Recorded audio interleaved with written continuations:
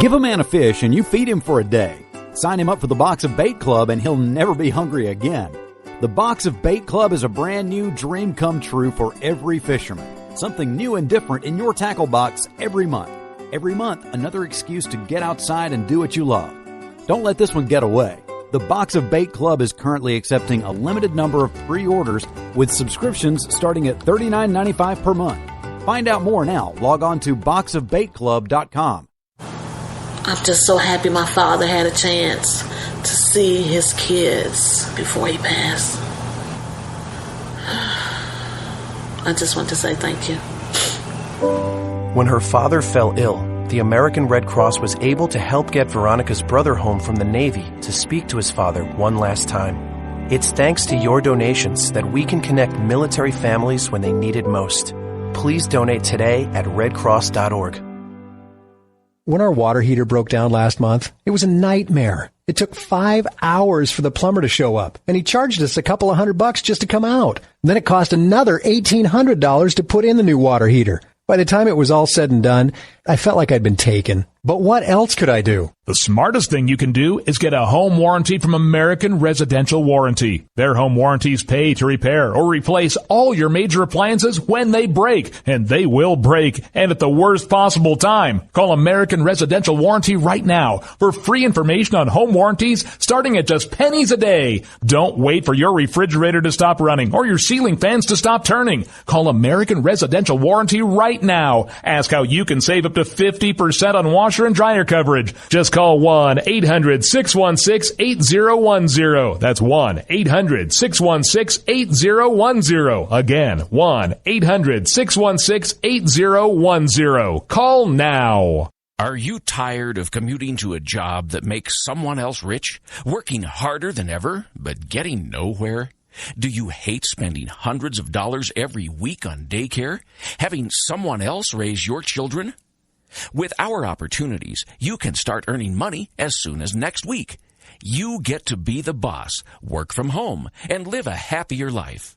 At Be the Boss Network, you'll find hundreds of work-from-home opportunities that you can literally start today and be earning money as soon as next week. Go to freedom133.com and start earning money as soon as next week. You get to be the boss. Get out of the rat race. Work from home. Go to freedom133.com right now and change your life today. That's freedom133.com. Go to freedom133.com and start earning money as soon as next week. You be the boss. Go to freedom133.com.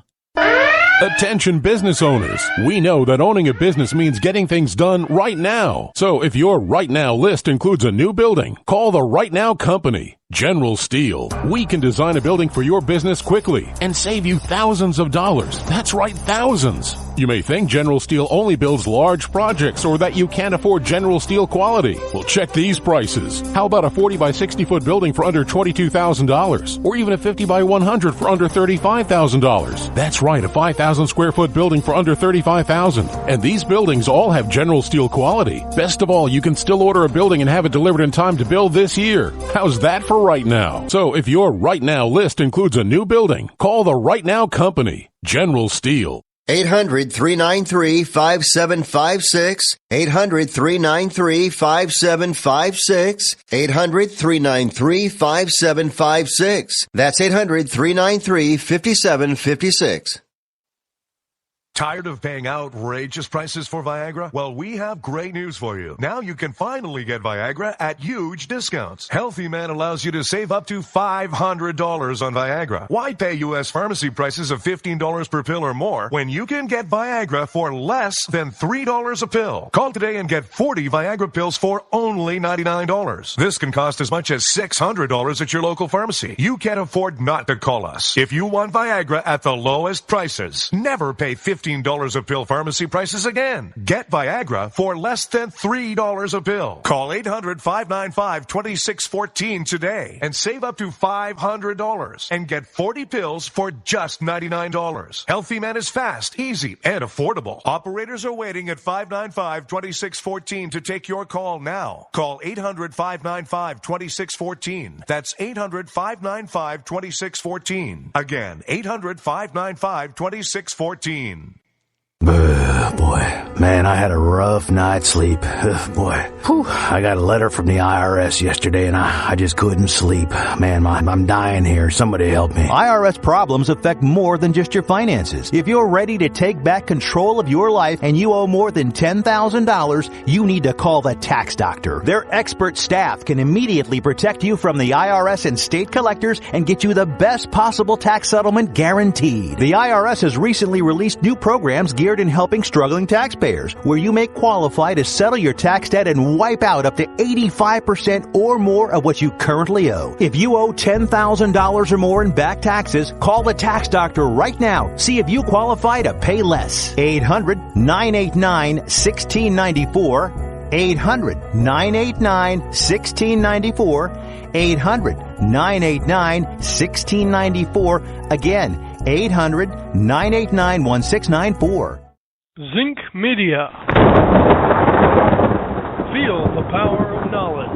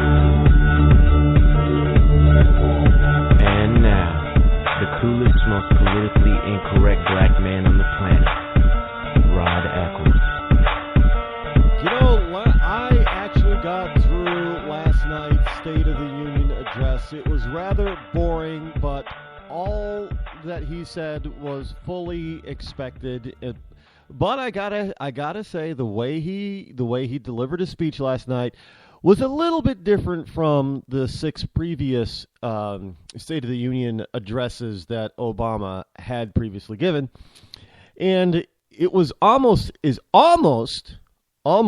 if he actually felt something for the American people. But alas, yours truly was not fooled. Good morning, my fellow Americans. It is I, your lovable host, Rod, coming to you live, of course, from my bunkerized home studio somewhere within the great granite state of New Hampshire, where the state motto is still live free or die. It is not big government or bust. And yes, I checked again today, and it's still live free or die. It is Hump Day, Wednesday. And it is January the 13th in the year of our Lord, 2016, as we get to that magic middle-of-the-road date, or middle-of-the-month date. What, Friday? Friday's the 15th already. Can you believe that? Unbelievable. We're already on Wednesday here. Middle of the week. Man, this week is just flying by. And again, it's just something that happens when you're having fun, right? Look, we'll get to the State of the Union, because there's a lot to talk about there. And a lot of there needs to be some clarification there. There really does. Now, one of the things I found very interesting is, and this does not, you can go back and look at different State of the Union addresses and speeches, but this is something a little bit out of the ordinary. Donald Trump was not physically in that chamber last night, but Donald Trump's presence was felt. Not only during the State of the Union address, but also in the response by Nikki Haley. Now, I got to tell you, her response, I was a little bit disappointed in Nikki Haley at that particular point. Listening to her response, I was more than a little disappointed. And there are a lot of Americans who were also disappointed, Governor Haley. You followed some bad advice from the GOP on this one, from the GOP establishment. Now, I'm bringing up Trump because I know a couple of days ago, last time Trump was in Manchester, New Hampshire, he stopped at a place called the Red Arrow Diner in Manchester. Now, I love the Red Arrow Diner. I mean, it is just it's a greasy spoon. It's a true diner. But it is famous. I mean, it's had celebrities eat there, and presidential candidates and presidents eat there, and Donald Trump is no different. He stopped in to get a bite to eat at the Red Arrow Diner. It was once rated by USA Today as one of the top 10 diners in all of the USA. I kid you not. In fact, New England, I think on that list, New England had 5 of the top 10 diners. So New Englanders like their diners, I guess. But there was one in Maine, one in New Hampshire, there's one in Vermont, I think one in Western Mass, and one in Connecticut. But in any case, the Red Arrow Diner was one very respected survey was by the USA Today was rated one of the top 10 I don't know how you rate you know how many thousands of diners there are in the country, but hey, I love the Red Arrow. If you're ever in Manchester, New Hampshire, or close by, it's right in downtown Manchester off Elm Street. I know Elm Street is actually the main street of Manchester. That's even where Town Hall is, or City Hall is. There is a street called Main Street, but that's not the main street of Manchester. It just the way the history of Manchester goes. Elm Street was not first designed to be the main street. Main Street was, but it didn't turn out to be that way. Just because it's on the other side of the river. There's a Merrimack River that runs almost down the middle of the city of Manchester. And Main Street is on the wrong side of the river. It is. It just is. But so Elm Street is actually the main thoroughfare of Manchester, and Elm Street is where downtown Manchester is. Elm Street's where all the biggest buildings in Manchester, tallest buildings in Manchester is. It's downtown.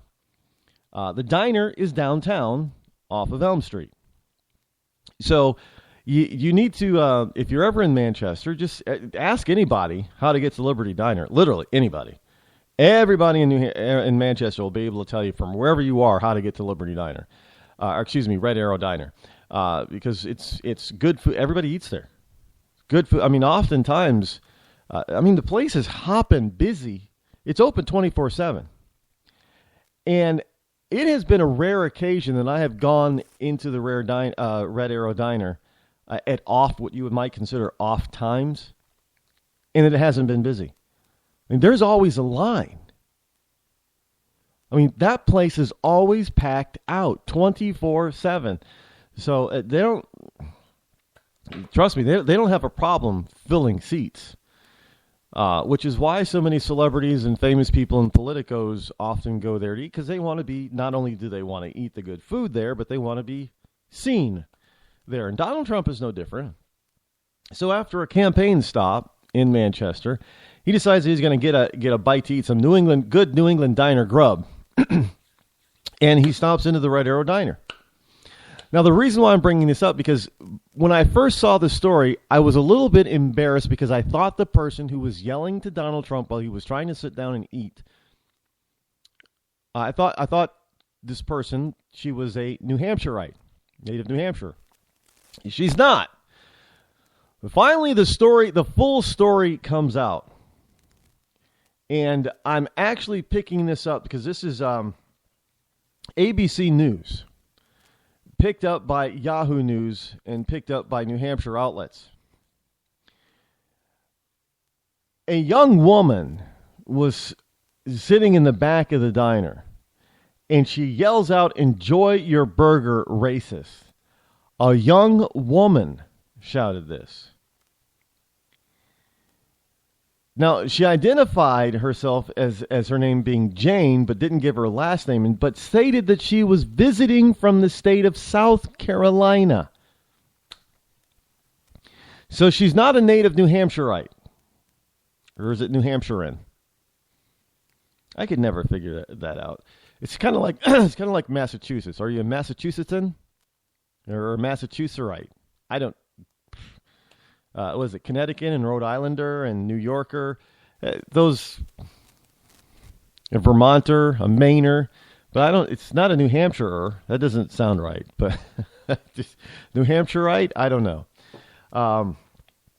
Massachusetts is probably the most difficult one to figure out. Yeah, you're just from Massachusetts. However, the heckler said that she was really struck by his racism and Islamophobia. Now, keep this in mind. This is a woman.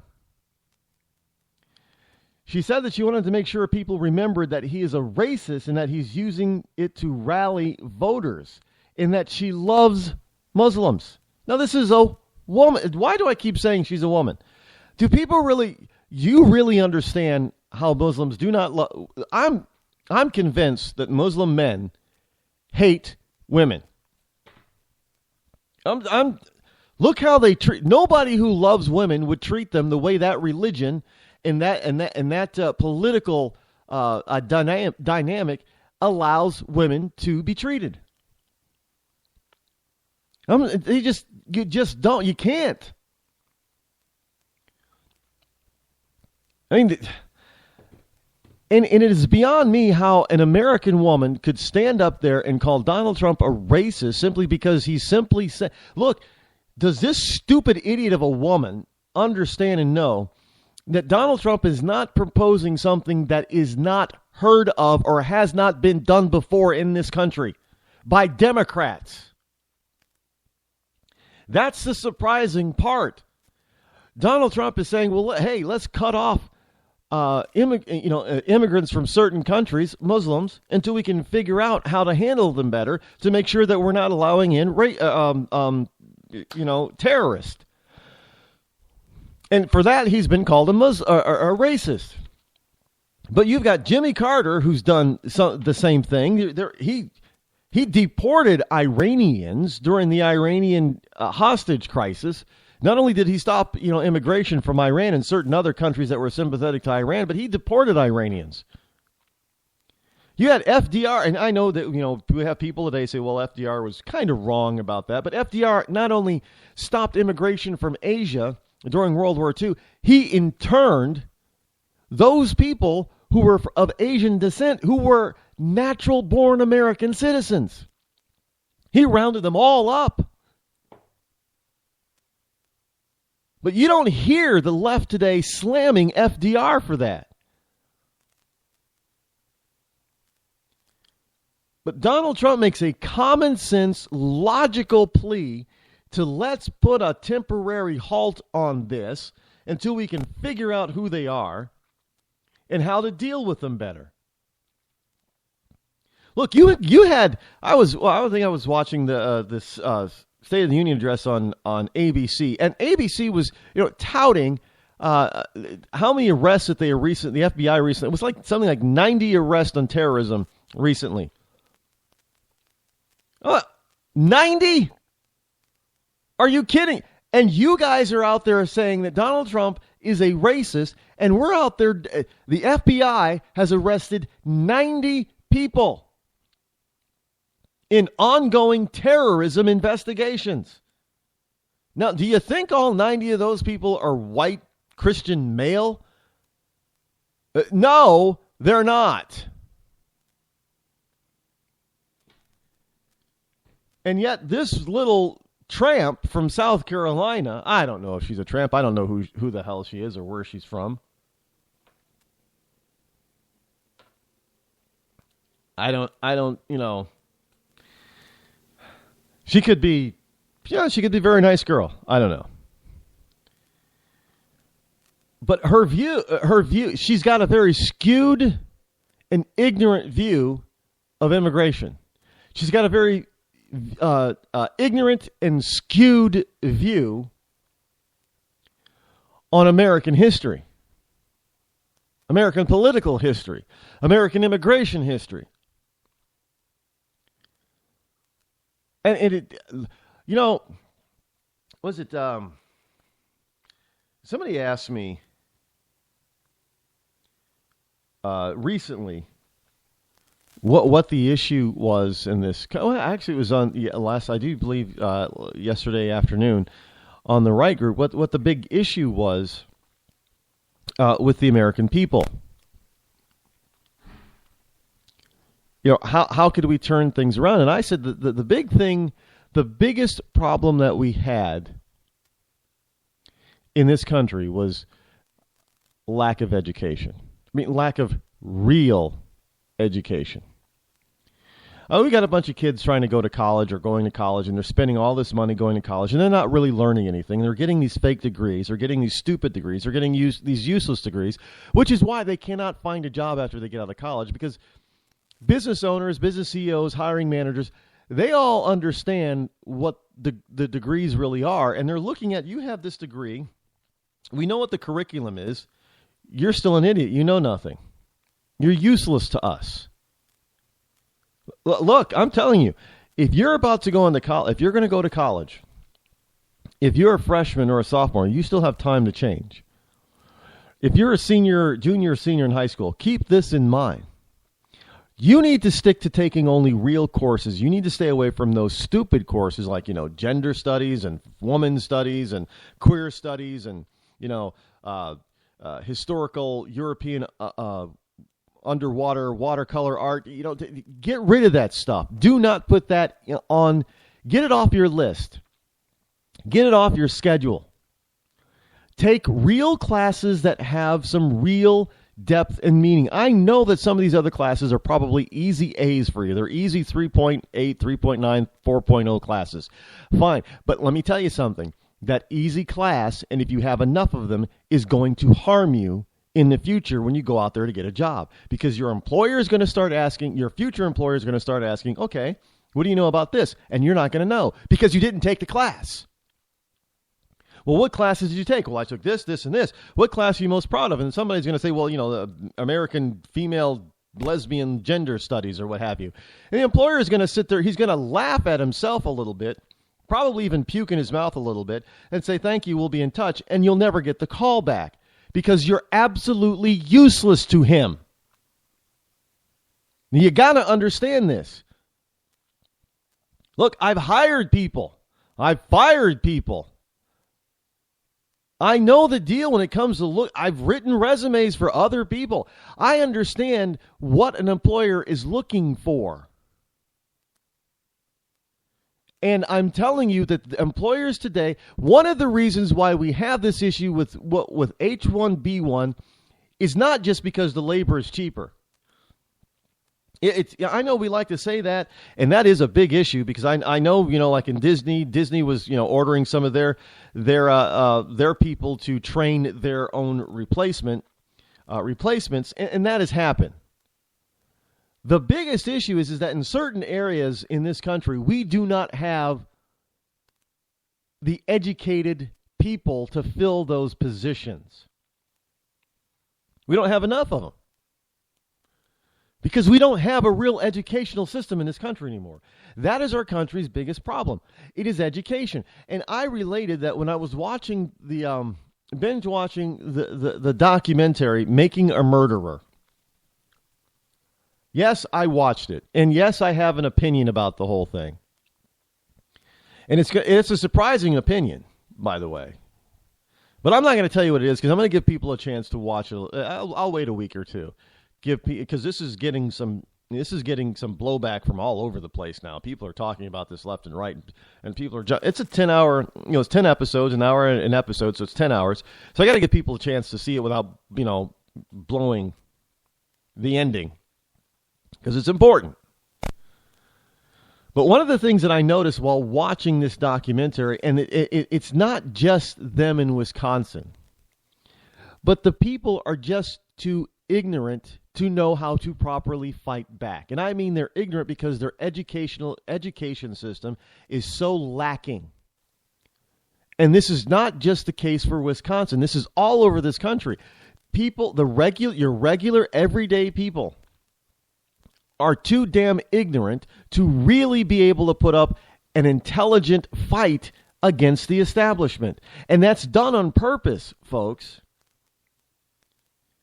But at the same time, when you dumb down your population in a world where education is seen as paramount, and other nations are really putting the effort into educating their population, and you're dumbing down your population, you are now setting yourself up for not being able to compete in the world economy. You're not going to be able to compete on the world stage. So I don't care what your immigration policy is. If you have a nation of people that are idiots, you're going to need to import people in order to take care of the jobs that you need as a nation in order to stay on top or at least stay competitive. Now, these poor people were just too, I don't want to use the word stupid, but they're uneducated. And it is not their fault that they're uneducated. You start dumbing down a population, and they're not going to know that they're missing out on a lot. They're going to realize that they're not sophisticated or complicated people. They're going to tell you, well, we're just simple folk. But that is just something that they've been told. You're simple folk. Yeah, we're simple folk. We don't, we're not complicated. We're just simple folk. Because somebody who's educated tells them that they're simple in order to keep them uneducated. And if you're uneducated, you cannot easily fight against an educated person. And this is the problem from county to county to county all over this country. This is how we get people running around saying, Donald Trump, you're a racist. This is how we get Obama elected and reelected. This really is about education, folks. Don't doubt me on that. And when I hear a story of somebody saying that Donald Trump is a racist because he simply proposed something that other presidents have either proposed and or done, and some presidents have done in a much harsher fashion than Trump is proposing, but yet Trump is the racist, I know it is a factor and due strictly and only to ignorance. When you have a bunch of women and a bunch of gays who say that they love Muslims and they support Muslims, that is due to ignorance. Now, in some cases, it's just due to plain stupidity. But in most cases, it's due to, do you know that they still, go to a gay pride parade. Hey, do you know that Muslims still, in certain countries like Iran and other Muslim countries, they still behead and hang gay people or anybody who commits sodomy? No, they don't. Yeah, they do. And you're supporting them. Okay, women that support Islam, that is just stupidity. I'm sorry. I mean, how can you not know what they do to women? How can you not know? Well, I tell you why women jump on. You see those videos, and you look at them, and they're supposed to be meant as humorous. They're supposed to be funny videos. But I see a lot of these videos that are popping up where these guys, these comedians and these funny people and these, what do they, I don't know what they call them. I forget the term. But they just go, man on the street stuff. They go out there and they talk to these people. And they ask them, some really, really obviously to a halfway intelligent person who's halfway paying attention. They ask them obvious questions. They'll throw them a little curveball. Like, hey, Hillary Clinton seems to think that Sharia law is the way to go. What do you think? Yeah, I think Sharia law would be really good for the USA. Are you kidding me? You don't even know what Sharia law is then, do you? Well, that's not lack of education. That's just plain stupidity. Because if you're not, I don't know how you're not paying attention in this age of terrorist attacks, terrorism, mass shootings in the United States, the war on terror. How can you not know? Are you that into the Kardashians that the rest of the world means nothing to you? Look, that's just, there is such a thing as ignorance because you have not been educated or educated properly, and then there's just stupidity because you're just not paying attention. So, frankly, that little girl, I don't know how big or small she was, but Jane visiting from South Carolina calling Trump a racist, Maybe you're not ignorant. Maybe you are just plain stupid.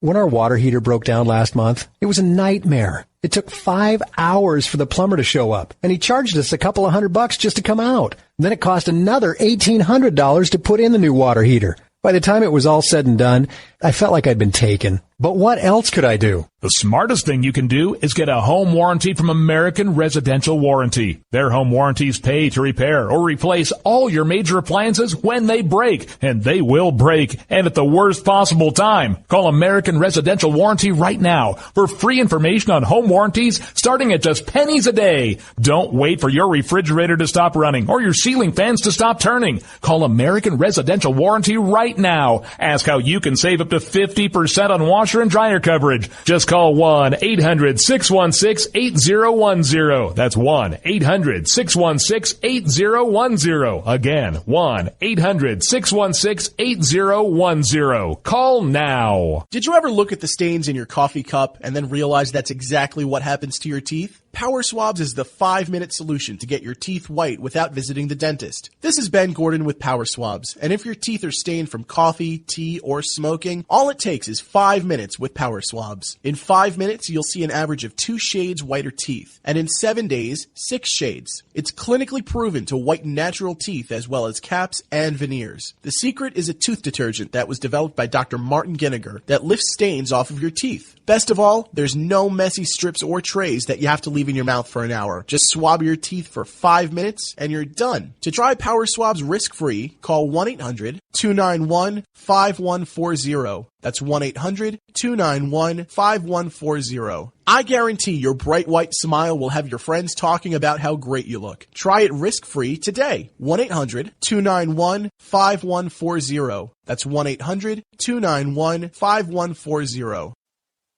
Tired of paying outrageous prices for Viagra? Well, we have great news for you. Now you can finally get Viagra at huge discounts. Healthy Man allows you to save up to $500 on Viagra. Why pay U.S. pharmacy prices of $15 per pill or more when you can get Viagra for less than $3 a pill? Call today and get 40 Viagra pills for only $99. This can cost as much as $600 at your local pharmacy. You can't afford not to call us. If you want Viagra at the lowest prices, never pay $15 a pill pharmacy prices again. Get Viagra for less than $3 a pill. Call 800-595-2614 today and save up to $500 and get 40 pills for just $99. Healthy Man is fast, easy, and affordable. Operators are waiting at 595-2614 to take your call now. Call 800-595-2614. That's 800-595-2614. Again, 800-595-2614.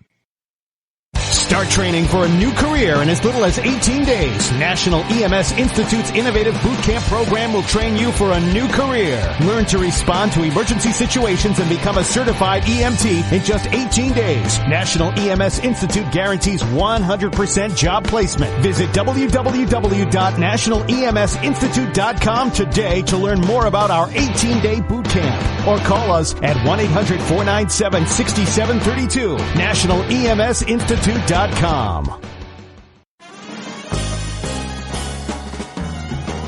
Stuck in a boring, low-paid job?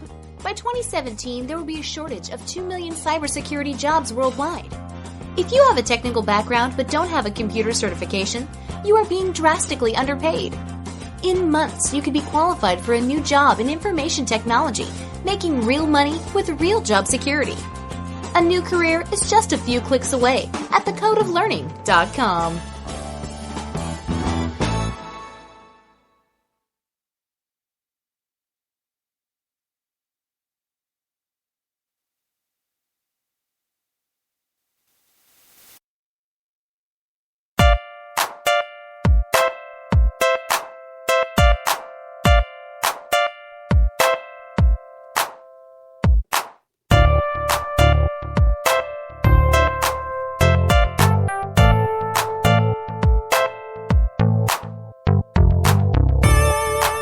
You're listening to The Rod Eccles Show. 603-835-3224 is the call-in number, so pick up your phone, or punch it on your computer if you have any of those, digital phone services like Skype or Google Phone, whatever that is, and there's a bunch of others out there. There's the pay ones and the free ones and the in between ones, and there's the offline, online, all that kind of. The phones, it's kind of amazing. If you actually, it's really what we have today. What we call high tech stuff today is really amazing. Because we've gotten used to it so fast that we forget that this stuff has not been around for very long. I mean, I was, believe it or not, last night I was late last night. I don't even know what channel it was on. It was just on cable after the SO2 address in that State of the Union for those of you in Rush Limbaugh's Rio Linda. Because I didn't see it this year during the holidays, and I don't know why I didn't see it. I didn't even, what I didn't see this Christmas season? I didn't see It's a Wonderful Life. Now, I always watch it every year.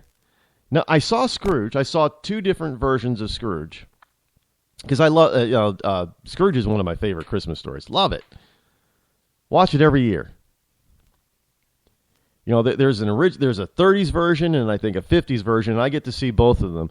And there's also other, takes and versions and, the takeoffs from those and stuff. And sometimes I'll see those. Bill Murray Scrooged is quite funny, and I usually catch that too.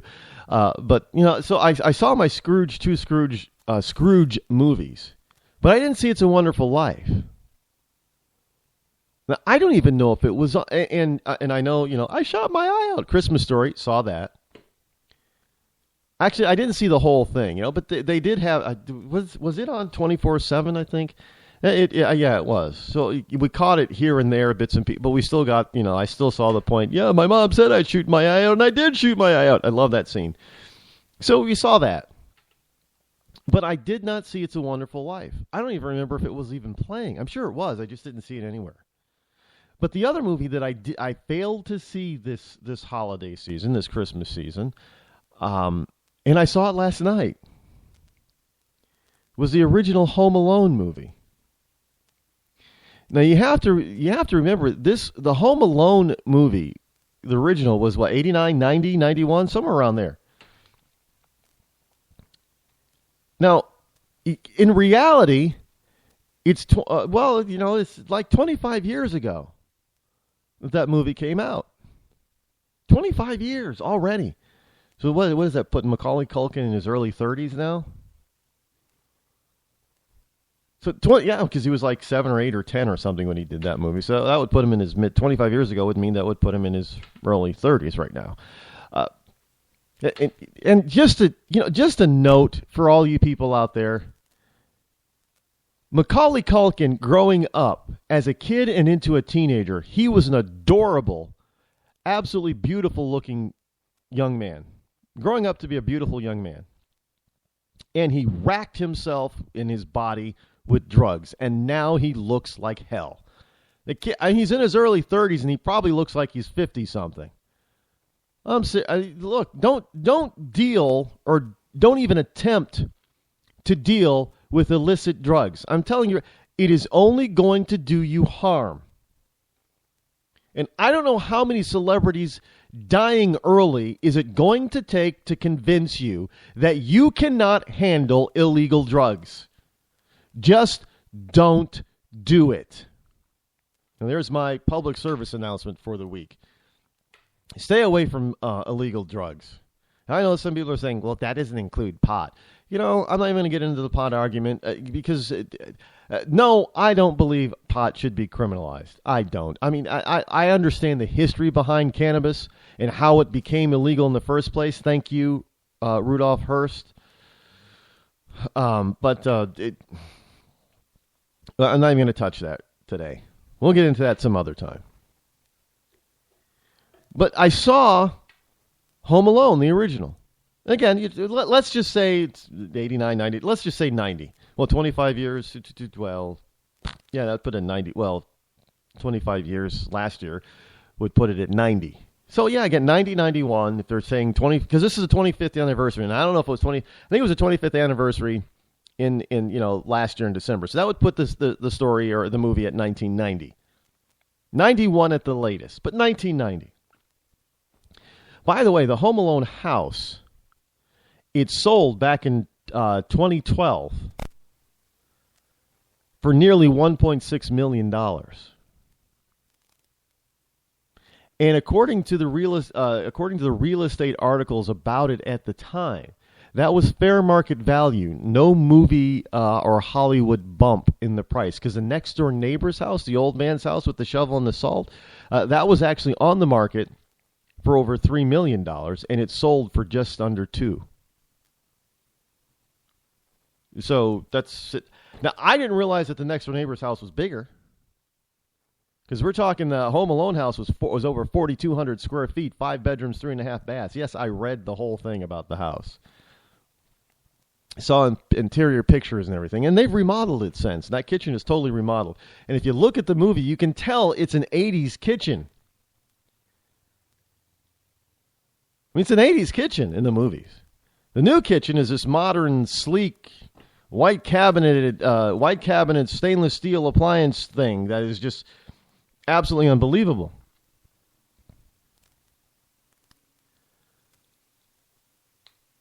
But you notice the lack of high tech, or what we call high tech,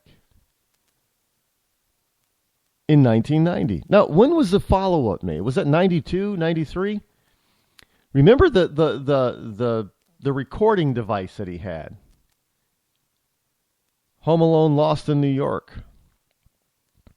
I remember that recorder was a big toy item.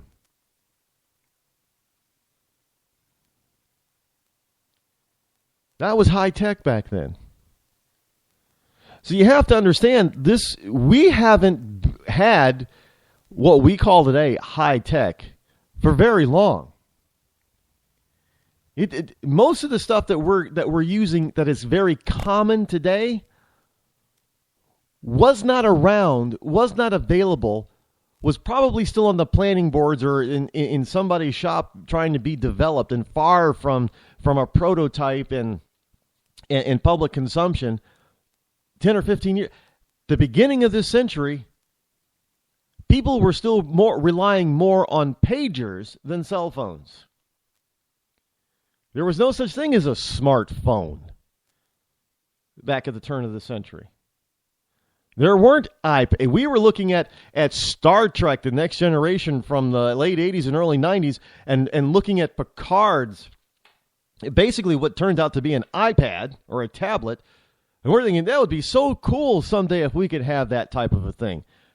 That was so futuristic. We still didn't have it at the turn of the century. We didn't have tablets. You know, and laptops were still kind of bulky. They were still kind of cumbersome. They were still nowhere near as powerful as a desktop. And speaking of desktops, you know, people how often did people fill up their hard drives or their memory cards on desktops because there wasn't enough storage, and the big thing was you had to go out and buy these extra external storage devices. So what we call today is high tech hasn't been around very long. But we fail to remember that. It just goes to show how short our memories are.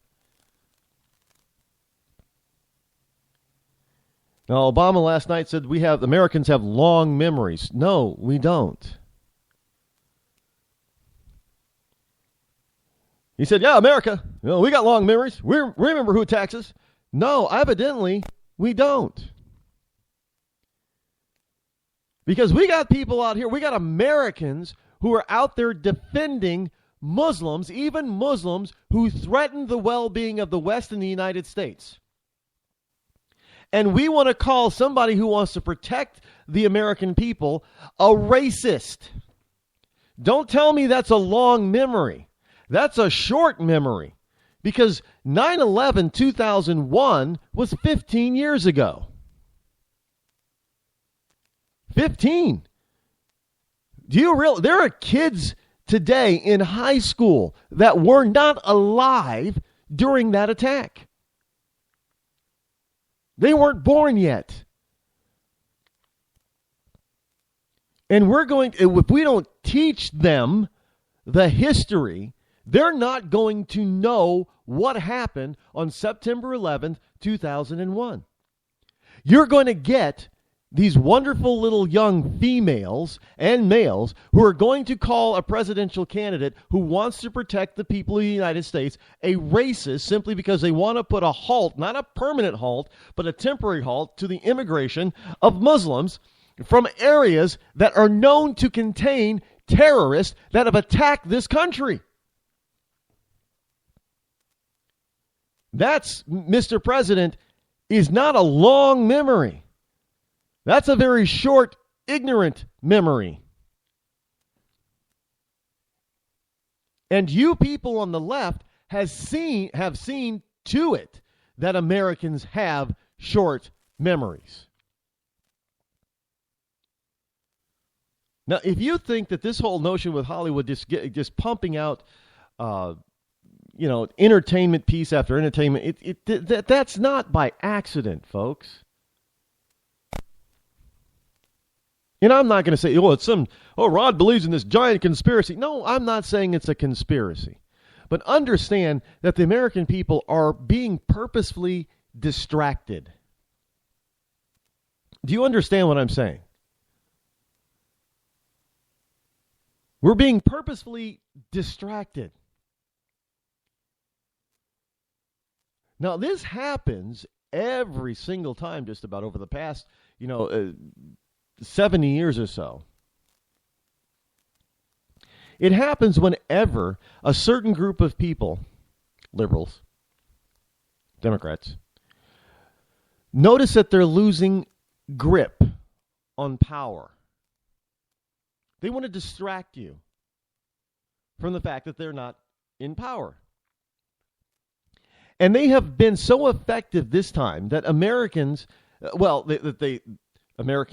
elected, Republicans hand over fist. I mean, it just everywhere. But they've gotten people so distracted that the Republican leadership thinks that they don't have power, which is a bunch of BS. So you got people. I bet you that girl that said Donald Trump was a racist probably could tell you all the Kardashian girls' names. She probably couldn't tell you the last time, other than maybe out in California when there was a terrorist attack in this country. But she could tell you all the Kardashian names. How much you want to bet? I don't even know. I don't even know all the. Who are the Kardashians anyway? I mean, I know I know their dad was an O.J. Simpson. He was an O.J. Simpson lawyer, the Dream Team. But I don't, and he died fairly young. I don't even remember what he died of. But it's what? Not all the girls. Some of the girls are Bruce's daughters, right? I don't know. I just don't know how they got famous for being famous. I'm still trying to figure that one out.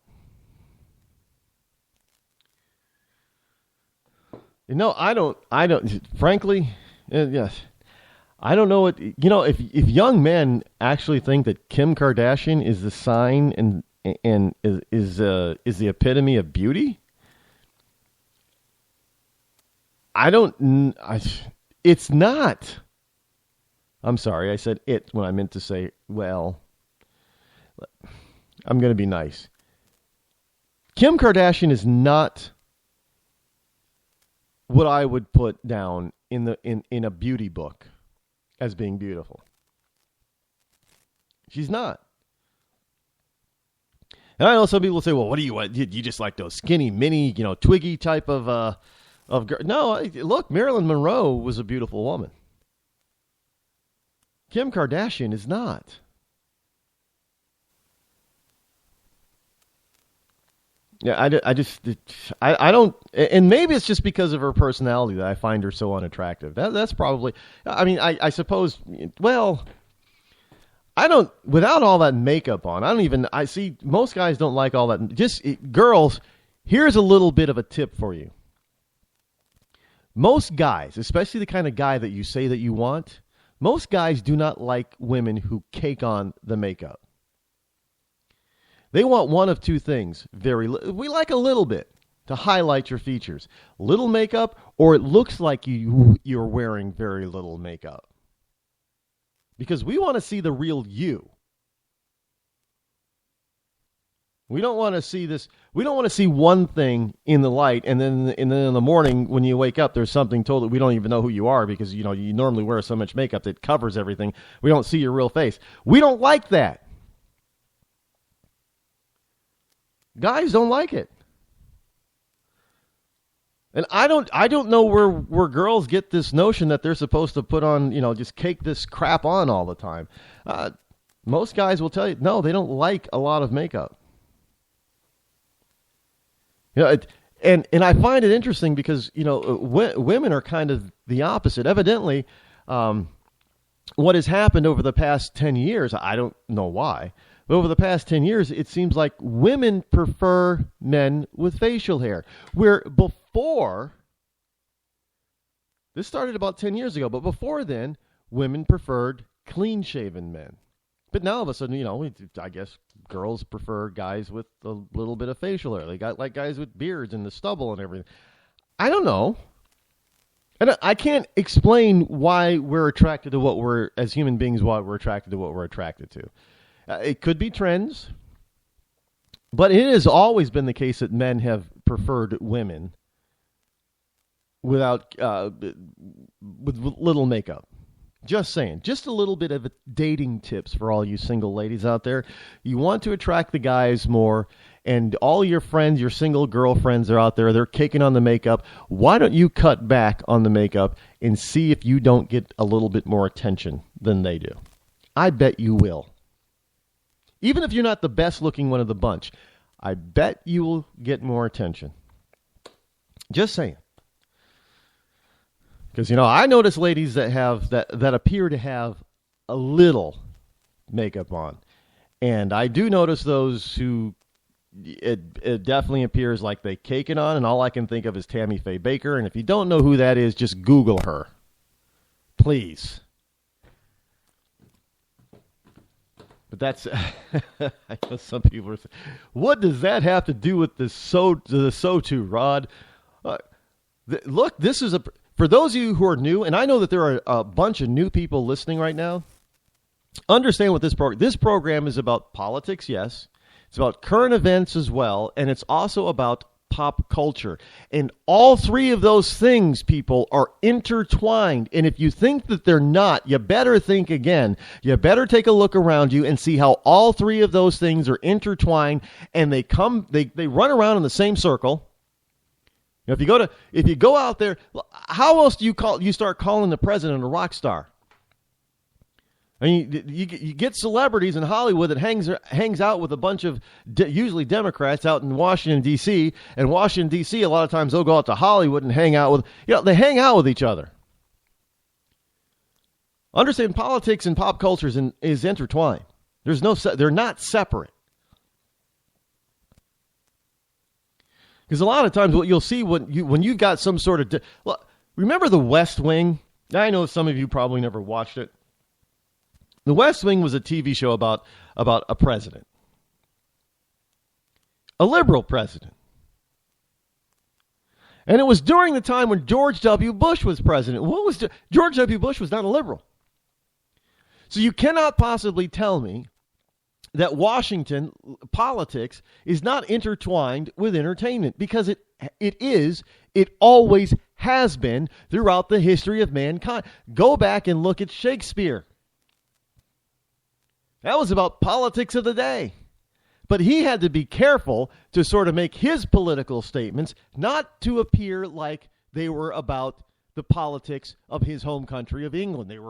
He was talking about his own country, but he made the characters from another country. And that was okay. But it was still pop culture back then. Shakespeare was pop culture of that day, but he was also in politics. It's always been intertwined. And I know some people are just sitting there, how is he making that analogy? Well, simple. Just read Shakespeare. Read it. It's not hard to see the political statements that William Shakespeare was making. Not at all. We've got the same thing here today. We've got Hollywood that is constantly trying to make a political statement about something, especially with global warming, for instance. How many movies have we had that were total disaster movies based on climate change? What's that Ben Affleck thing where what changed what was the Ben Affleck movie that changed everybody's notion of what global warming was? Oh, yeah, global warming. It was so bad that it caused all the polar ice caps to melt, which then cooled off the ocean so much that it stopped the jet streams of the oceans, of the currents, and then we had this giant polar vortex, and man entered an ice age. So somehow we got global warming led to man-made ice age. Somehow, global warming led to man-made ice age. And this is the type of circular reasoning that these people have always had. But this is what they're putting out there in movies and in television programs.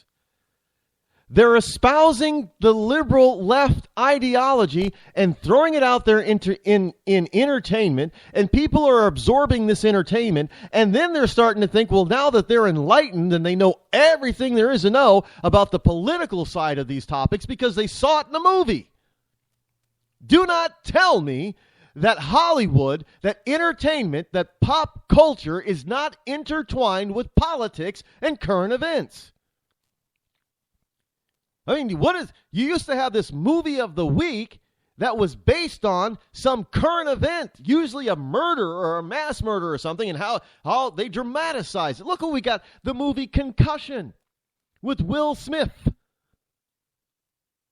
Now, I guarantee you that the real life happening of all of that all that understanding of the concussion problem and that disease of NFL players was not that dramatic.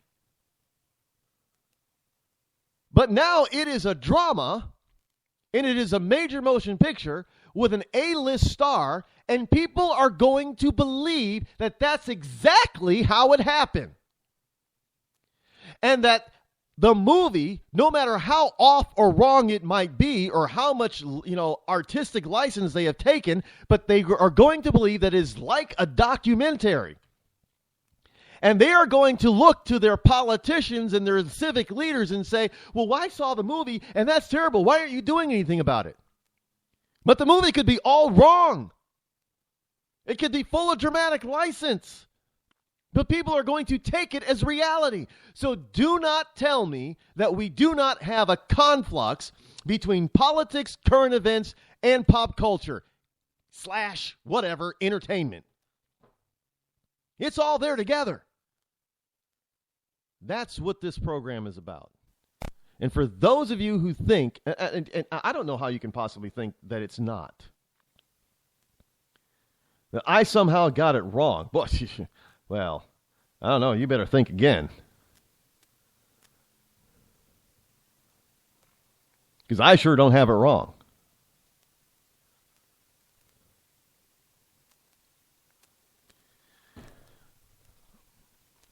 I mean, this is... we are being bombarded daily by pop culture interpreting current events and politics. And politics is relying on that pop culture and current events to decide what political policy that we should have. And it just feeds off of each other. And then one day we wake up and say, wait a minute, am I living in a movie? All right, look, I like the movie Home Alone, but the reality is that if somebody took that kind of punishment, they'd probably be dead. But you've got people out there who think that the human body can actually withstand all that stuff that they withstood in that movie. And that those criminals are going to be so friendly. Yeah. Better wake up. Give a man a fish and you feed him for a day. Sign him up for the Box of Bait Club and he'll never be hungry again. The Box of Bait Club is a brand new dream come true for every fisherman. Something new and different in your tackle box every month. Every month, another excuse to get outside and do what you love. Don't let this one get away. The Box of Bait Club is currently accepting a limited number of pre-orders with subscriptions starting at $39.95 per month. Find out more now. Log on to boxofbaitclub.com. I'm just so happy my father had a chance to see his kids before he passed. I just want to say thank you. When her father fell ill, the American Red Cross was able to help get Veronica's brother home from the Navy to speak to his father one last time. It's thanks to your donations that we can connect military families when they need it most. Please donate today at redcross.org.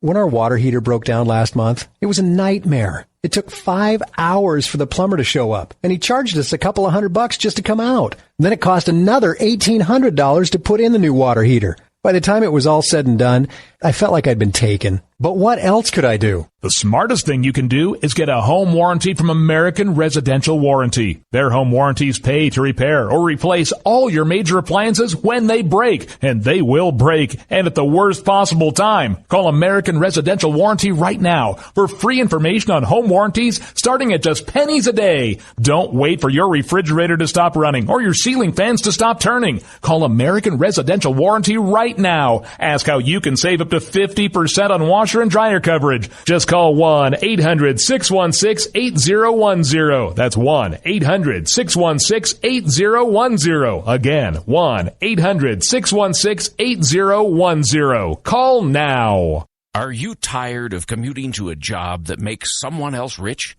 Working harder than ever, but getting nowhere? Do you hate spending hundreds of dollars every week on daycare? Having someone else raise your children? With our opportunities, you can start earning money as soon as next week. You get to be the boss, work from home, and live a happier life.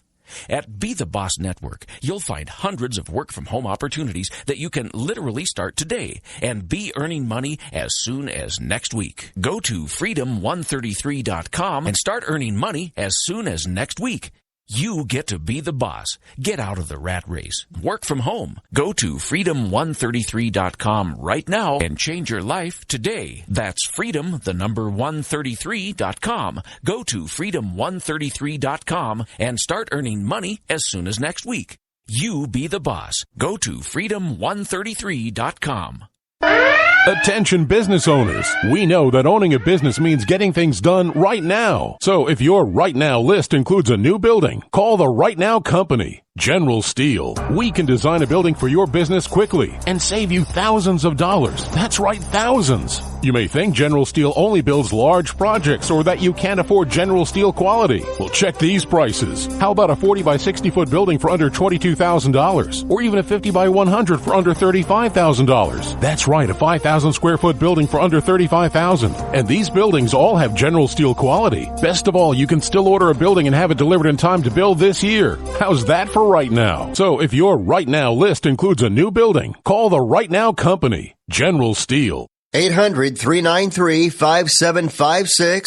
800-393-5756. 800-393-5756. That's 800-393-5756.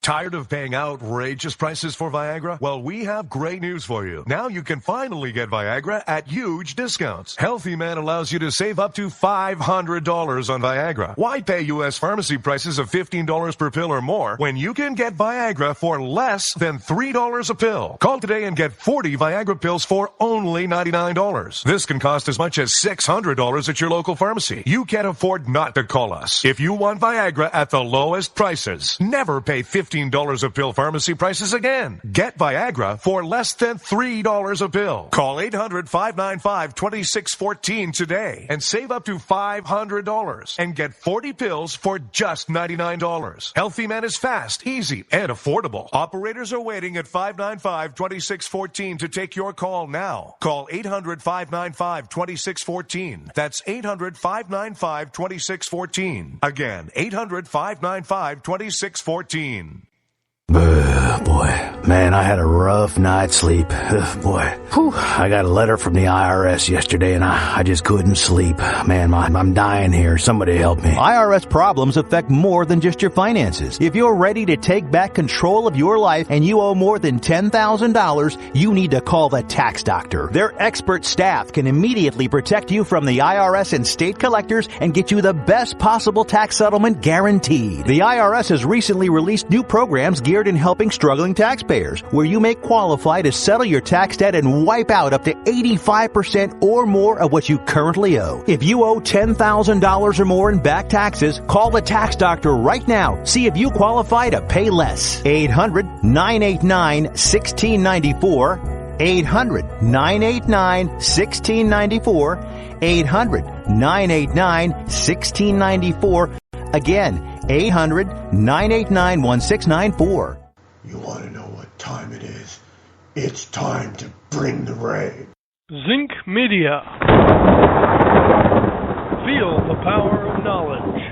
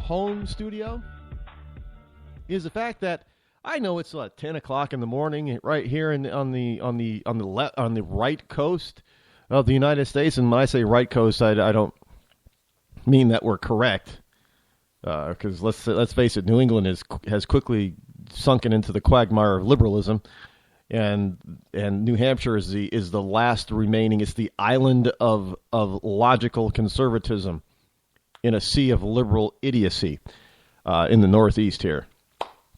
But one of the good things about having your program in your bunkerized home studio, like I have, is that it could be 10 o'clock in the morning and you could be puffing on a cigar. Now, if I go into a public studio or a place of business studio, which, by the way, we're working on, I won't be able to do that unless I lean out the window and puff on a cigar. But you know, I've had, welcome back, folks, before I get into the program. It is heading into hour number 2. I am, welcome to all you wonderful ecclesiastites out there who continue to support this program. And those of you who are new, who are going to be or are in the process of becoming an ecclesiastite, welcome to the program. And it is Wednesday as I as I broadcast from my bunkerized home studio somewhere in the great state of New Hampshire. The number that you can call this morning is 603-603-835-3224. Again, that's 603-835-3224 if you wish to weigh in on anything that I've been discussing. Or if you want to discuss the State of the Union address from last night, so too. What are your thoughts? What do you believe the messages were that the president was laying down before the American people? He was putting on a dog and pony show, I can tell you that. Can I ask you, what the hell was wrong with Michelle Obama last night? And every time that I saw they cut over to her, she just looked pissed off. Now, she doesn't always, I know some people are saying, well, she always looks like that, right? No, she doesn't. She does not always look like that. I mean, she genuinely last night looked ticked. I don't know about what, but she just looked pissed every single time they cut over to her. She had that pissed look upon her face, like she was mad at everybody. I don't know. Maybe she really does. Maybe she doesn't like the fact that her husband has to give these speeches. Well, he doesn't have to, but that he has to give this type of address every year. The state of it, this goddamn country's still free. Yeah, I can't stand this country. I'm not proud of this country. I can't believe my husband. I gotta come out here and dress up and be with these people. I don't know. Maybe that was it. Maybe she just didn't want to be there. I don't know. But man, she just looked like she was ticked the whole night. I don't know. Did they get in a little kerfuffle before they got to the Capitol building? The president and the first lady. I don't know, but man, she did not look like a happy camper. She really didn't. And for all of you idiots out there who say that that's what she normally looks like, no, it's not what she normally looks like. Now, I don't care what you think of her politics. I really don't. I don't like her politics. I don't like her personally. I don't like her beliefs in this country. I just don't like her at all. But I am not going to attack her looks. I don't think she's a dog. Now, we've had first ladies that were a hell of a lot uglier than Michelle Obama. Now, is Michelle Obama classy? No, she's kind of crass and crude. I'm with you on that one. She's not a classy lady. She's a broad. If you want, and don't even come at me with that crap that she's a tranny, because I'm not buying it. It's just a bunch of BS. And frankly, on some of you who are out there talking about that kind of stuff, and I've seen some of the descriptions that some people have had of Michelle Obama, I'm going to side with some people and say on this one and say some of you might be a little on the edge of racism, because you would not say that about a white first lady, what you say about Michelle Obama, and that it really is disgusting. I'm calling you out. I don't care what side of the political aisle you're on. When you say that somebody looks like an ape or a monkey, I know exactly what you're referring to, and it's offensive. And if I see you saying it anywhere, I'm going to call you out on it, because it is a racist term.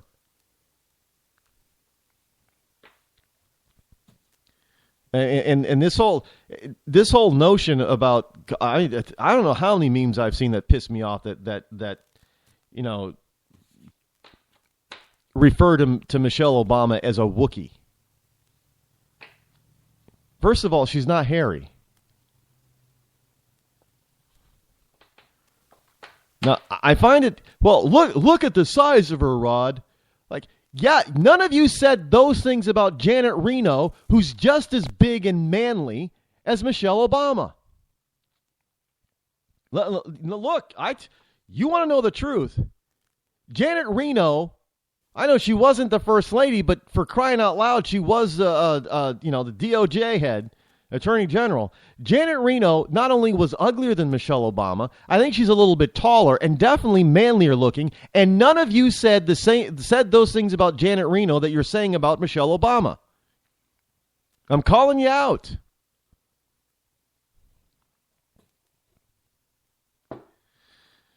That's the truth, and that's just, it's unnecessary. It is uncouth. It is no class, not even local, it's just no class. And it borders on racist, on being racist. And I don't throw that term around loosely. But last night, she didn't look like a Wookiee. She didn't look like a gorilla. She didn't look like a man. She looked like an angry black woman. As opposed to, how Hillary sometimes looks. Hillary looks like an old, angry white woman. What's the big deal? Hey, look, Michelle was obviously upset about something. I don't know what. Nobody asked. I don't think so. I can't even speculate. I only think maybe she was just upset because she had to be there with I firmly believe that Michelle Obama is a little bit racist herself. And I believe that she really doesn't like most white people. So maybe she was upset that she had to be surrounded by a bunch of white people. I don't know. I'm just going by her behavior. Well, maybe she's not racist at all, but her behavior would suggest that she's at least slightly racist against whites. And yes, blacks can be racist too, by the way. Just so you know. So it is what it is, folks. You can't play both sides of the coin at the same time and then say, you can't say have a two-headed coin and then demand that somebody calls tails. And that's what you're trying to do here when you're trying to have it both ways, and you can't do that.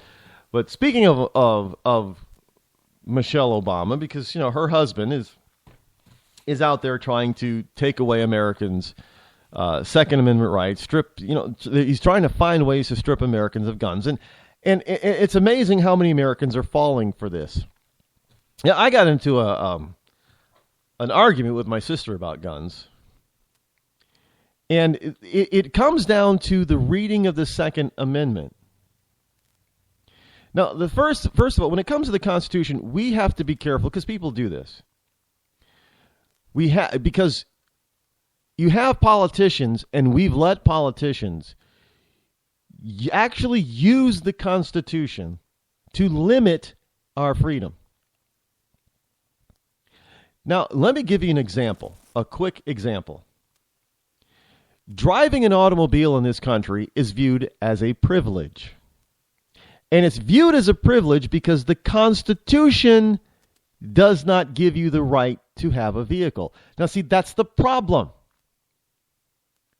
The Constitution doesn't grant anybody anything. It already states in the beginning that you are created with inalienable rights, meaning that God-given rights to be able to pursue happiness, to live your life. And that the Constitution really is not about granting anybody rights. It is about restricting the governments of this country from controlling you or taking your inalienable rights away from you. But somehow, the leftists of this country throughout history have been able to successfully flip it around and say, well, it's not mentioned in the Constitution that you can drive a car. Well, the Founding Fathers didn't know anything about automobiles. But they highly expected that people will fully understand what they mean or what they meant in the Constitution, that it was a restrictive document for government, not a restrictive document for the people. So when my sister was saying, well, the Constitution doesn't say that you get to have a semi-automatic gun. Well, first of all, the Founding Fathers didn't know what a semi-automatic or an automatic weapon was. It didn't matter. It was, you've fallen for the same thing. Well, it was for hunting. No, it was not. They didn't distinguish guns for hunting, for defense, or waging war. They didn't distinguish that. Militia was not distinguished as being a standing army, for sure, but it was related to it at the time. If you actually look at how words were used and the meaning of the words back in that day, militia meant, for instance, Minutemen. You can't have a Minuteman force, a citizen army, if they can't have guns. Now, we learned in history that Minutemen, because they were called Minutemen because they were ready in a minute's notice. They were kissing their wives and their kids goodbye, grabbing their musket and their guns and their powder and everything else, and they were out the door and ready to go and ready to fight in a minute or less. That's why they were called the Minutemen. Well, today's Minutemen, basically, is our National Guard. But again, nobody can be ready in a minute. Because you got to go to the base, you got to do... So, again, the militia is still the citizen. The armed citizen. And you have to understand that simply because the Constitution does not point out that you get to have, because that's not the job or the purpose of the Constitution. The purpose of the Constitution is to tell the government that they cannot restrict you from having something. The Constitution is all about restricting the power of government, not limiting the freedom of people.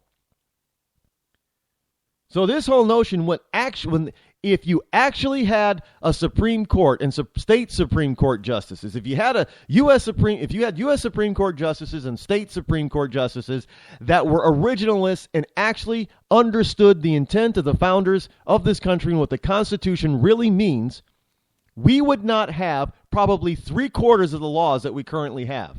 We would not have 3/4 of the regulation that we currently have. You would not have states saying that driving an automobile is a privilege, not a right. Because in actuality, the Constitution would say to the government, you cannot restrict a person's ability to move about freely across this land. And when you tell a person that they cannot do so unless they are considered licensed by the government, you are restricting that person's rights. They're inalienable rights. And the Constitution strictly forbids you, the government, from doing that. Now, I know some people are probably saying, oh, my God, Rod, well, we've got to have, some sort of control mechanism for cars. You want people out there that don't know how to drive? Look, there are already people out there that have licenses that don't know how to drive. What difference does it make? I'm not advocating that we drop licensing requirements for driving, but at the same time, you cannot make such a thing restrictive, and you cannot regulate it in such a manner that because you say it is a privilege. Because if it's a privilege, you can do anything you want to. You can make it cost anything you want it to cost. You can make all kinds of laws on it that you want that can be. Hey, you can actually tell them you can't smoke in your car. Well, why not? Well, because driving is a privilege that we grant you, that the government grants you. So if we grant you the privilege, then we can restrict what that privilege entails. You understand what I'm saying?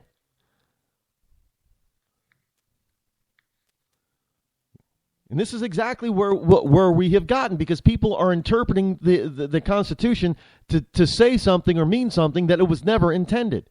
It was never intended to be restrictive to the citizen. It was fully intended to be a restriction on the governments, plural,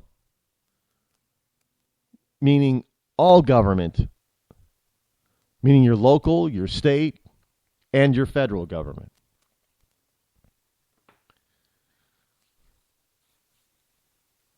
But we've come around to thinking that it's the other way around. That if the Constitution doesn't say that you have it as a right, specifically state it, then it's not a right. When it already said it by everyone is born with certain inalienable rights. And then the Constitution goes on to restrict the government from restricting you on certain very well-known specific rights. And believe me, you can't listen to them, but if you go back and read some of the documents and letters and read some of the speeches that the founders were making about the Constitution, there were some that were against the Bill of Rights because they felt that if you included these Bill of Rights, that somebody was going to interpret the Constitution exactly how we're interpreting it today, that it's granting rights to the people. They had the belief that the Constitution itself, in the Constitution, was enough to restrict the government from taking away a person's inalienable rights. But you had some people in some states that wanted to make sure that it was very clear what they meant about people being free and restricting government. So they thought that they had it by instituting these 10 original, and of course we've amended the Constitution since then and added a few and repealed a couple here and there. But but some of them, originalists, the founders, some of them had it right. Well, there's a plus and a negative. There's an upside and downside to the amendments. The upside is that it's very clear that what the founders are trying to do with the whole Constitution.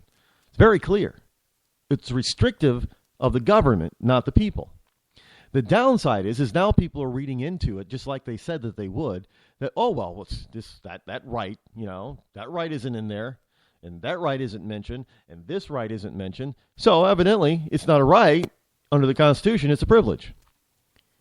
When they're taking out of context the very preamble of the Constitution that all men are created with certain inalienable rights.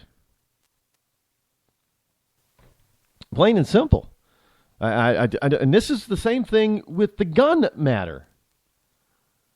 The gun matter. We'll get into that. We got a call here, 336. You're on the Rod Eccles Show. Go. Good morning, Rod. This is Dundee. I called you last week, man. We spoke a little bit. Good morning. I'm calling to speak on the deal with Obama and also the subject of racism this morning, because if you put a mirror in front of Obama and he looks at himself and he sees what this administration has done to Israel and how he has propped up all the Mideastern countries that are just ready to, I don't know, take what they want and take all the money and continue with this terrorism. Well,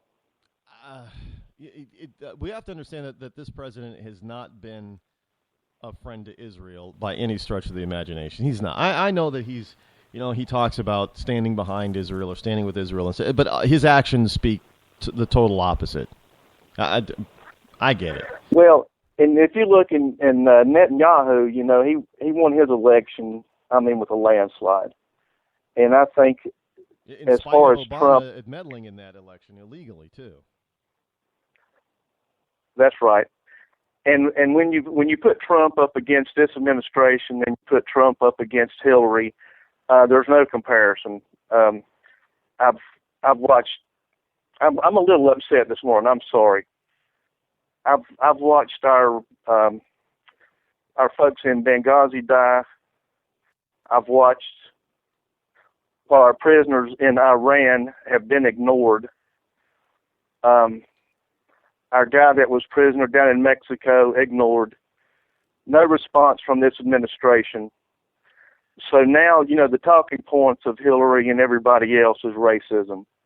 Racism is a state of mind, and I'm not talking about slavery. I'm talking about what the modern version of racism to me is pity. I pity myself. Therefore, I'm going to look at you and call you a racist. But until you can pick yourself up and take care of yourself like a big boy and a big girl, then racism shouldn't come into the picture. And I'm sorry to be so blunt this morning, and then again, I'm not sorry. Racism is out of date in my heart and in my mind, and I feel like a lot of people, middle-aged white people, middle-aged brown people, middle-aged black people. It's enough with the racism. It shouldn't even be a topic anymore. As far as I'm concerned, it should go underneath the ground. And we start fresh. Vote Trump, folks. He's not a racist. He hires all different races. Make no mistake. And we need a leader. We need a leader. I'm sorry. I'm preaching this morning. I'm sick of it. I'm sick of all this stuff. Go ahead, Rod. I'm sorry. I fully understand that I do not believe Donald Trump is a racist. Not at all. The man is. He's a true American hero in the sense of being an American citizen, in that he's all about America. He's about America first. And you can see that going back to the 80s when he got his start in his start on his own in his career in real estate. The man has been always about winning, yes, but winning for whenever he takes when he decided to start taking his business overseas, it was all about him and America winning.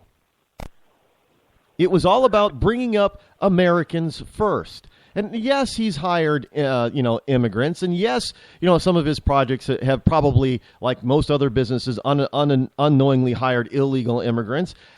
But he's not apologizing for doing that. It's just part of doing business. But what he is saying is like, look, it's America first, folks. It's not somebody else, not immigrants, not illegal immigrants, not Muslims. It's Americans first, and that we need to focus on that. We need to focus on America to help make America what when he says make America great again, we are not the same country that we were. And what he's talking about is bringing back that same glory that made us great in the first place, which means smaller government, which means less meddling in people's lives and giving people the ability to do stuff on their own. Plain and simple. I just want to say, if I could fist pump through the phone, I would do it right now. Bringing up the 80s until now, and this is the $10 billion man. I mean, you don't acquire that much cash through not working with different races and making deals with different races, and so he can make deals all around the world, and he does, and that's what we need. We need somebody in there that knows how to make deals and knows how to make us strong again. We need a strong military. We need to build the wall. We need to treat people fair, but they need to be here. I hate to cut you off, but we're up against a hard break right there. I do thank you for your call. Up against a hard break, but I know what you're talking about, and basically what we need is somebody who can get the job done, who isn't going to be afraid to put America. You want to know what time it is?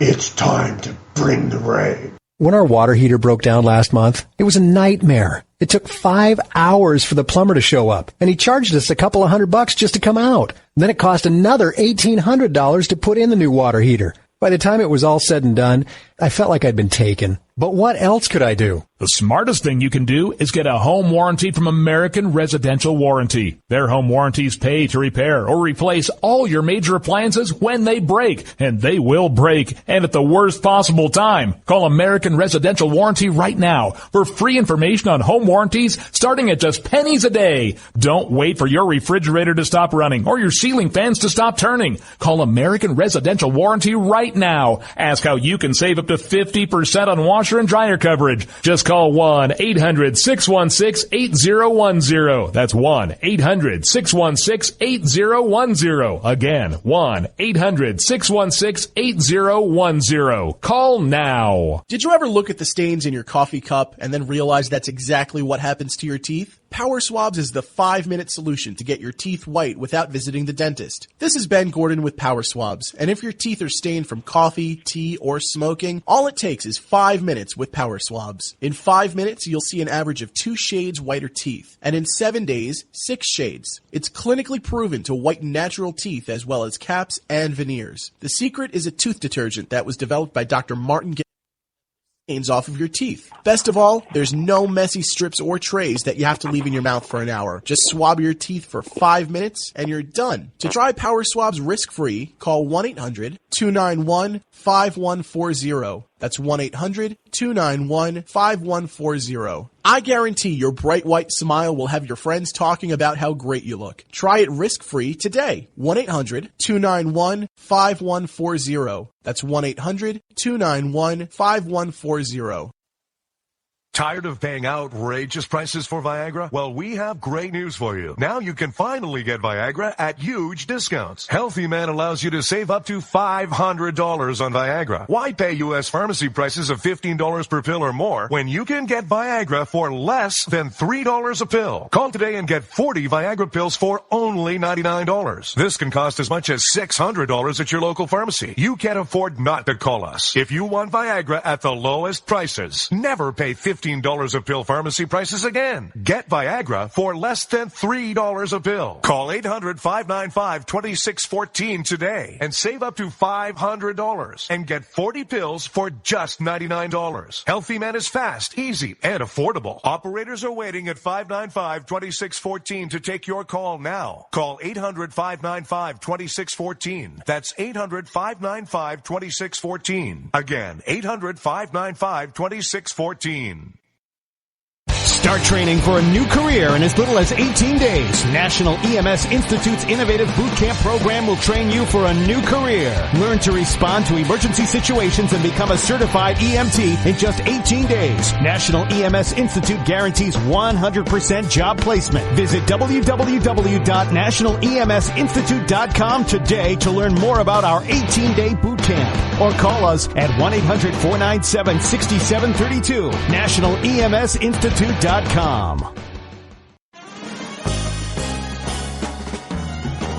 Stuck in a boring, low-paid job? By 2017, there will be a shortage of 2 million cybersecurity jobs worldwide. If you have a technical background but don't have a computer certification, you're being drastically underpaid. In months, you could be qualified for a new job in information technology, making real money with real job security. A new career is just a few clicks away at thecodeoflearning.com. Bring the rain.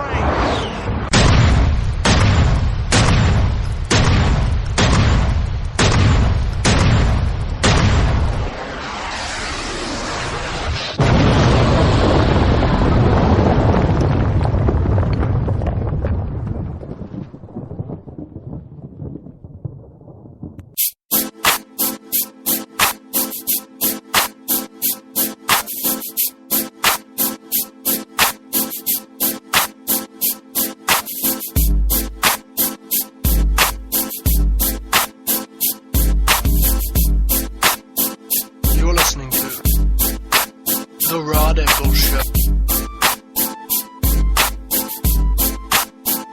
And welcome back, my fellow ecclesiastites and all others who love freedom, and even you liberals who seem to hate freedom. I am back, your lovable host. Look, if you were trying to call in, I noticed that there were 3 or 4 of you trying to call it.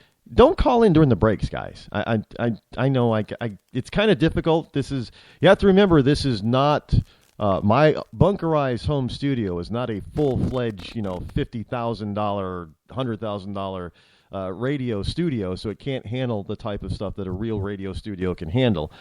And one of the issues that I'm still having is being able to integrate everything at the same time with only one person handling it.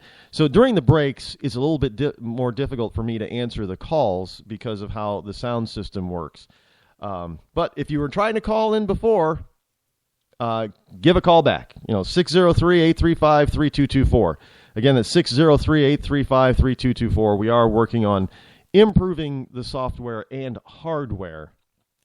So those types of issues will be taken care of, because the calls that come through, it can only handle so many at a time, which is really kind of stupid. But look, I don't develop these systems, these software and hardware, items. These are developed by, people like Microsoft, and they do this on purpose because, they one of the things that I have found is that when you have something that's simple, it's all pretty simple. It's all pretty basic. But when you have something that's limited, and they do it on purpose, then they entice you with it, and it's really inexpensive. It still works very well, but it's really inexpensive, and it's kind of easy to work with. But they always tell you about the wonderful bells and whistles that are more useful than the basic part. And there's nothing wrong with that, except now the price automatically. So in other words, if they give you let's say with included in their low price, and I'm just going to throw numbers out there because I don't know what all this stuff costs anyway when you start getting into that kind of stuff. Well, let's just say they give you a phone system with 2 lines. Let's see. Well, the 2-line phone system is $10 a month. $9.99, and you get to have voicemail, because voicemail is always tossed in. So you get a voicemail and you get 2 lines for $9.99 a month, $10 a month. And it's for business. And people understand, maybe business, my business could use a little bit more, so they'll throw in, you can have 5 lines, 5 separate numbers, each one with an unlimited voicemail box, plus you get to be able to put people on hold. Now, see, the $9.99, you can't put people on hold. But with the 5 lines, you can put people on hold. Well, that makes sense. You should be able to put people on hold. But you can't do it with the $10 a month package with 2 lines. You got to go to the 5 lines. Even if you don't need 5 lines, you still have to go to the 5-line package to get the hold mechanism. And then it goes from $10 a month, and this happens all the time. It goes from $10 a month, all of a sudden it's like $100 a month. And it's one of those things that it's kind of like cable TV. They do this on purpose. They throw in, they give you all these, on the basic side, they give you all these useless channels that they know most people aren't going to watch. And then they'll throw in the second tier, because they'll say, it's like $29.99 a month for the basic. Well, the basic is kind of useless. Yeah, it really is. It's pretty useless. But then they'll throw in, this channel and this channel. Well, they know a lot of people will watch those certain channels. Well, you can't get that on basic. So now you got to up your price and get the tier 1 price for like $69-$70 a month. But you're still stuck with all those other channels you don't watch. Just to get the couple of channels you do want to watch, now you got to spend like, $40-$50 a month more. And then they keep throwing on and when they can honestly and easily change the online schedule menu, they don't do that. And they throw the channels all over the place. Because if you're going to have tiers, then you should put channels, lump them together. But they don't do that. They spread your channels all out, so you have to pass by the ones when you're scrolling down through the menu, the schedule. You're scrolling down, you see something you want to watch, and you go, oh, okay, I want to watch it. And then you find out, well, I don't have that channel. And then you go and find out that that's a level 2 or a level 3 channel. And you start scrolling down, and you see more of these level 2, and you find out, well, level 2 is $100 a month, and level 3, having all these, it's like $150. They do that stuff on purpose. It kind of ticks me off that they do, but you know what? It's their business, it's their network. People can charge whatever they want to charge for their service, but I as a consumer would expect to have a bit better service offerings and something that's a little bit more compatible to what I need, and not be constantly forced on just taking whatever it is that that's useless. And they throw all this other useless stuff on there because, and I've asked them before. I've asked, companies, why is this cost? Well, you get this and this and this. And I'm like, I don't need this. All I need is this. And their response is, well, you get all of this, whether you need it or not. And that's where the value is. And of course, my response is, if all I need is to have the ability to put my calls on hold, then having 3 additional lines and having hold music and all that other kind of, and unlimited this and unlimited, that has no value to me because I won't use it. And their response is always, but it's available for you to use up to the limits of that service. I don't need it. I never will need it. But it's available to you. I don't want it. All I want is this. But it only comes with this. You see where the circular reasoning? Trust me, folks. It's kind of the same thing with politics. Kind of the same thing. We don't necessarily need the government to do that type of thing. But we're just trying to get out there and protect you. But I don't need you to protect me in this. But yeah, but we think it's better that you get protected. I don't need you to protect me, but we're just doing it for your own good. I don't need you to protect me, but it's for your good, which makes it the good for society. So it's for your own good. So we're going to do it anyway, whether you want it or not. Kind of like, seatbelt laws, right? Victimless crime. But, they got to get out there and say, well, it's for your own good. Well, I don't want you to restrict my decision on wearing a seatbelt or not. Well, it's for your own good, so whether you like it or not, we're going to do it. And if you don't comply, we're going to fine the hell out of you. It's like health care. Well, I don't need or want health insurance or this type of health insurance. Well, it's good for you to have it. And you should be paying into the system so everybody can benefit from what you're benefiting. But it's going to cost me an arm and a leg. I can't afford it.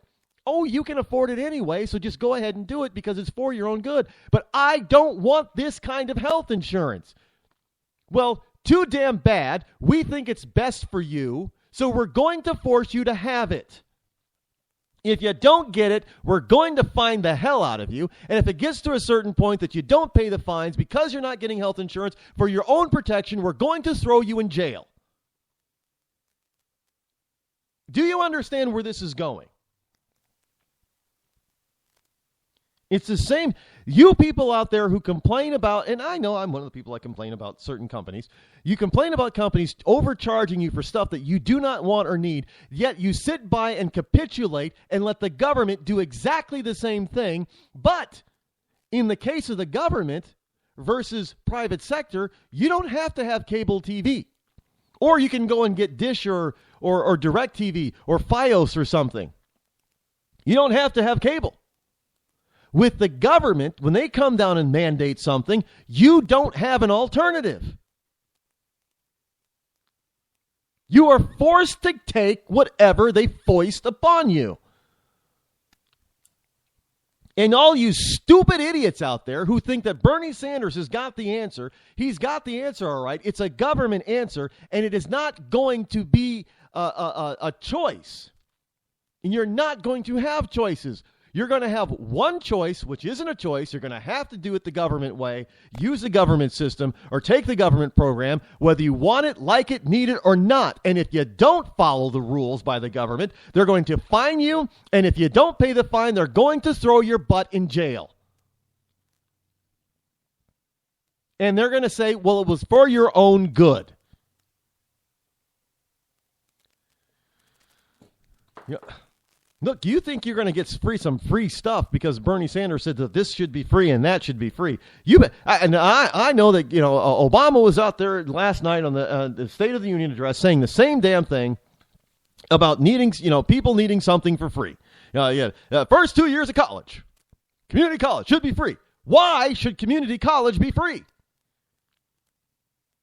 Then you're going to have just everybody going out there and getting a 2-year degree, which is absolutely useless, but costing the American taxpayer billions of dollars for these kids to go out there and get a freaking useless 2-year associate's degree. Well, then they can take it and go to Harvard or any place else. And then you're going to say, because you're already talking about, well, the cost of, we got to attack the cost of education. Right? And it's all about the interest rate. We cut the interest rate in half. We got it down. Now we got to attack the cost, and we should, government solution, give it to somebody for free, which automatically means, just like healthcare, the price is going to skyrocket. We can't, look, I've always said this, free's too damn expensive. We cannot afford free. And I see all these people on the internet, especially on Facebook, and they tell, well, Denmark has got free college, and Sweden's got free college, and Germany's got free college for everybody. Yeah, and those same damn countries that they're touting that have all this free stuff have some of the highest income and business taxes in the world. It's not free. What is it? Finland's got a 70% marginal tax rate, income tax rate. You're giving 70 cents of every dollar you make in Finland to the government so you can get free everything. What are you, crazy? That's insane. And even if we had that type of tax system here in this country, everybody's paying 70%, it still would not cover the cost annually of everything that Bernie Sanders and these other Democrats want to do. And I'm not just talking about, I'm talking about taxing everybody, not just the rich. There just isn't that kind of money. Especially when you take competition out of it and you have the government running everything. Because there is no cost incentive to keep prices down if it's run by government. Government doesn't have any incentive to keep the price down or keep the cost down or to be more efficient. Absolutely not. If you want better college, you better want the government to stay out of college. If you want better educational system from K through 12th grade, the best thing to do is to get the federal government out of it. If you want your state to have better roads, the best thing to do is to tell the federal government to stop stealing the state's money and then giving it back, parceling it out so they can build their roads. Let the state handle 100% of it. They'll do a hell of a lot better job than the federal government is doing. Well, in most states, anyway. Massachusetts. I hear a lot about some of these some states. I've been traveling a lot on the East Coast, and I hear a lot of people talk about how bad the roads are in their state. I'm thinking, well, the roads that I've been driving on haven't been so bad in this state. And I hear the same thing up here in New Hampshire. They talk about the roads, but then they stop complaining about the roads because, really the road system in New Hampshire is good. But then they start attacking the things. Well, we have all these bridges that are deficient or subpar. Surface-wise, the driver can't see the bridge. We can see the surface, and the surface looks great.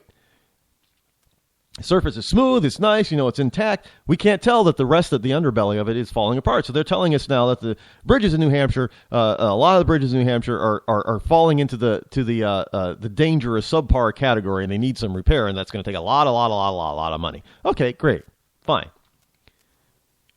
But in the meantime, the surface roads are very nice. Now, you get into pockets in certain, urban areas in certain cities. Yeah, they got some problems.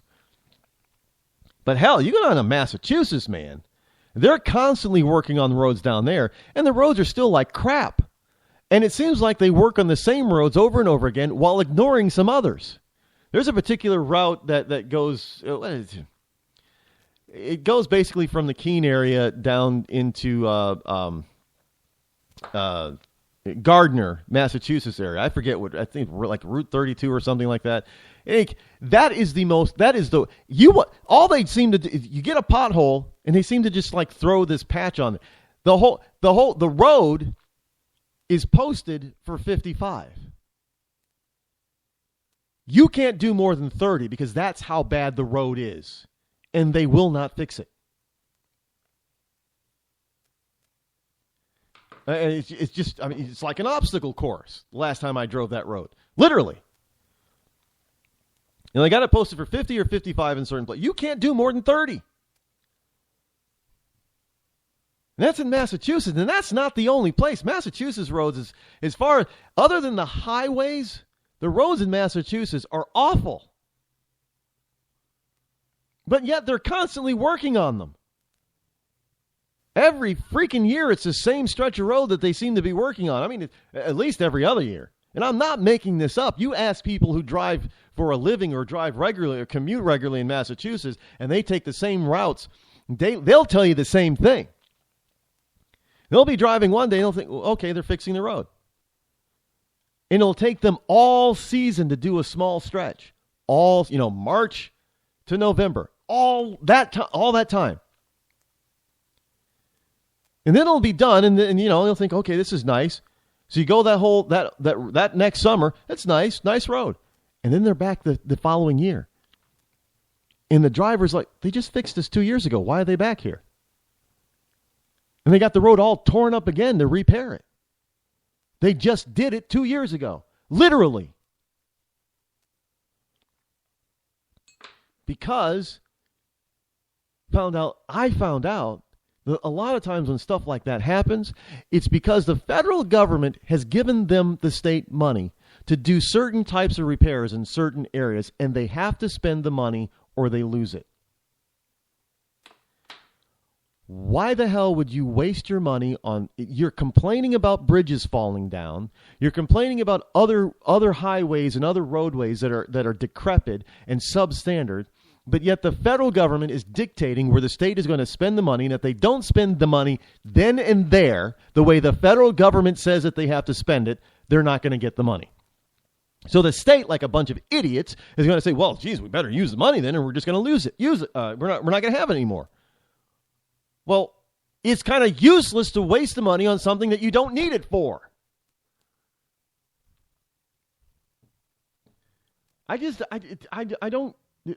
This is the whole point of having a federalist system, that the federal government should be extremely weak when it comes to matters of the state. Now, I'm not talking when it comes to matters of national importance. Defense is one. Federal government needs to be very strong in those areas. But when it comes to the domestic agenda within each and every state, the federal government should have no business poking its nose in there. They sure as hell shouldn't be taking money out of the states and only to dole it back with strings attached. That's the most ridiculous system I've ever heard of. Who does that? But last night we heard the president talk about, hey, everything's the strongest economy we've had in years. On what planet could he possibly believe that this economy is so strong? What planet? I don't know.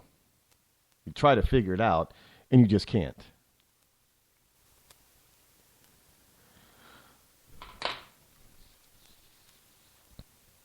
But yet and still, we got Americans that keep voting for the same person over and over again because they're telling them the same thing. Because this is how you win elections. You be the guy who offers more free stuff. Be the guy who offers the most free stuff. How do you think Bernie Sanders has such a following? Do you think it's because of his national or his international policy? What he believes that the military should and should not be doing? Oh, no. Do you think it's about really taxing the rich guy? I hear everybody talking about, to get the rich to pay their fair share. That's not it. That's not it. Bernie Sanders says that you should get something free from the federal government because the federal government should be in control of it, and how we're going to pay for it, because everybody's smart enough to ask about, how are you going to pay for it? Well, then when they ask, how are you going to pay for that, Bernie then sends out a bunch of sound bites saying we're going to get the rich to pay their fair share. Why? Because the rich have rigged the game against everybody else. The economy's rigged, jobs are rigged, this is rigged, that's rigged, and you, because you're such a little guy, you can't get in on the action of the rigged game. So I'm going to unrig the rigged game and rig it in the favor of the federal government, and then I'm going to tax the hell out of the rich, and everybody's like, yay, take it away from them. And then he's saying, then I'm going to give you free stuff, but the problem is he has no way to pay for all that free stuff. But when you ask these wonderful acolytes of his, how are you going to pay for that? The rich are already broke because you're paying for this. How are you going to pay because they're paying for this program? How are they going to pay for this program? The rich, no, you didn't hear me. The rich no longer have money because you've taxed the hell out of them to pay for this program. So that program's paid for. There's no more money from the rich. They're done. They're broke. You bankrupted them. How are you going to pay for this program? They still say the rich. No, you stupid idiot. You've bankrupted the rich. They have no more money. They're no longer rich. They've paid for this free program. Now you've got this free program. How are you going to pay for it? And they'll always say, there's always going to be rich. And you know what? They're absolutely right, because when there are no more millionaires, because they've been taxed into oblivion, then the 100,000-aires are now the rich people. And when you tax them into oblivion, who's left? The middle class, those people making $50,000, $60,000, $70,000 a year. Those will now be rich people. Do not doubt me. That's how it works. That's how it always works. Trickle down does work. It works both in a positive way and in a negative way, especially when it comes to government taxation. Because government always realizes, even though they tell you one thing, they realize that the reality of the real numbers tells them that there's only so much available from the so-called rich. So in order to increase their revenue, they have to lower the standard of what it is to be rich, which is why when we saw back in 2007, 2008, and 2009 that Obama and Biden and the left could not agree upon a number of what it was to be rich. I mean, it got down to be so low as $150,000 a year. Joe Biden said it. Go back and listen to it. 150 grand is rich. Now, I can tell you that most people who earn $150,000 or close to it do not think that they're rich. And as a matter of fact, depending on the location that you live in, like New York City or San Francisco, $150,000, that because of the cost of living in those cities, is really middle class, like the rest of America earning 50 grand. That's not rich. But that's who the government is going to come after they've taken the money from the truly rich. Because there won't be any place else to go. If you already start at the top and you obliviate the top, where do you go from there? Up? No, there is no up. The only place you can go is down or backwards. And that means you stupid little idiotic kids who don't understand economics 101.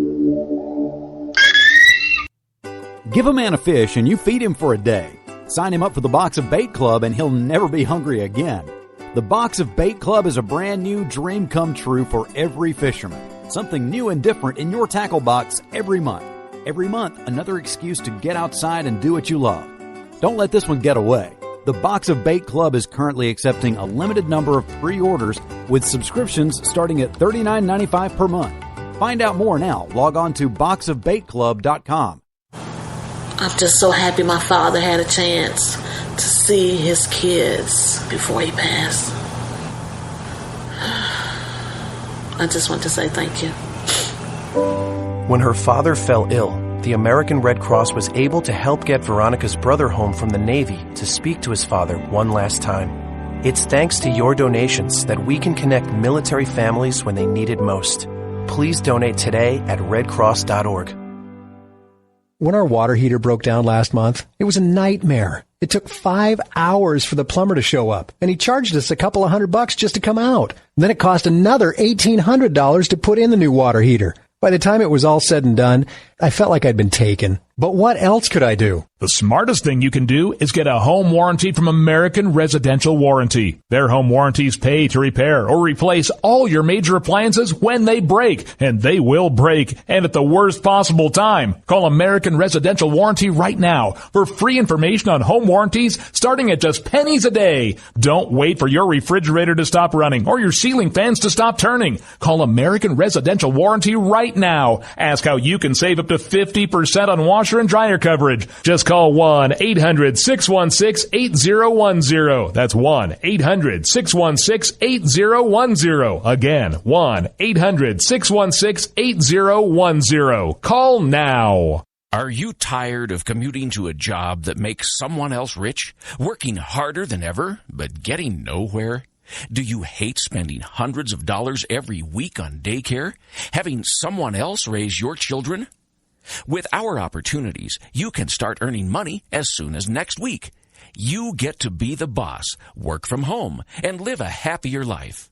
At Be the Boss Network, you'll find hundreds of work-from-home opportunities that you can literally start today and be earning money as soon as next week. Go to freedom133.com and start earning money as soon as next week. You get to be the boss. Get out of the rat race. Work from home. Go to freedom133.com right now and change your life today. That's freedom, the number 133.com. Go to freedom133.com and start earning money as soon as next week. You be the boss. Go to freedom133.com.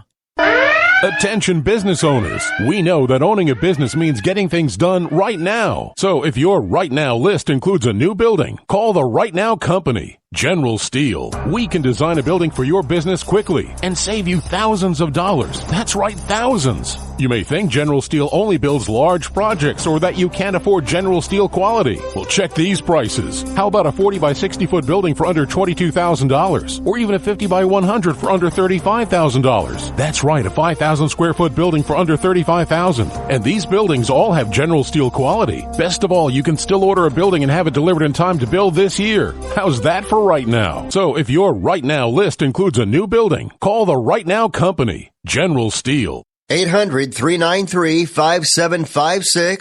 800-393-5756. 800-393-5756. That's 800-393-5756.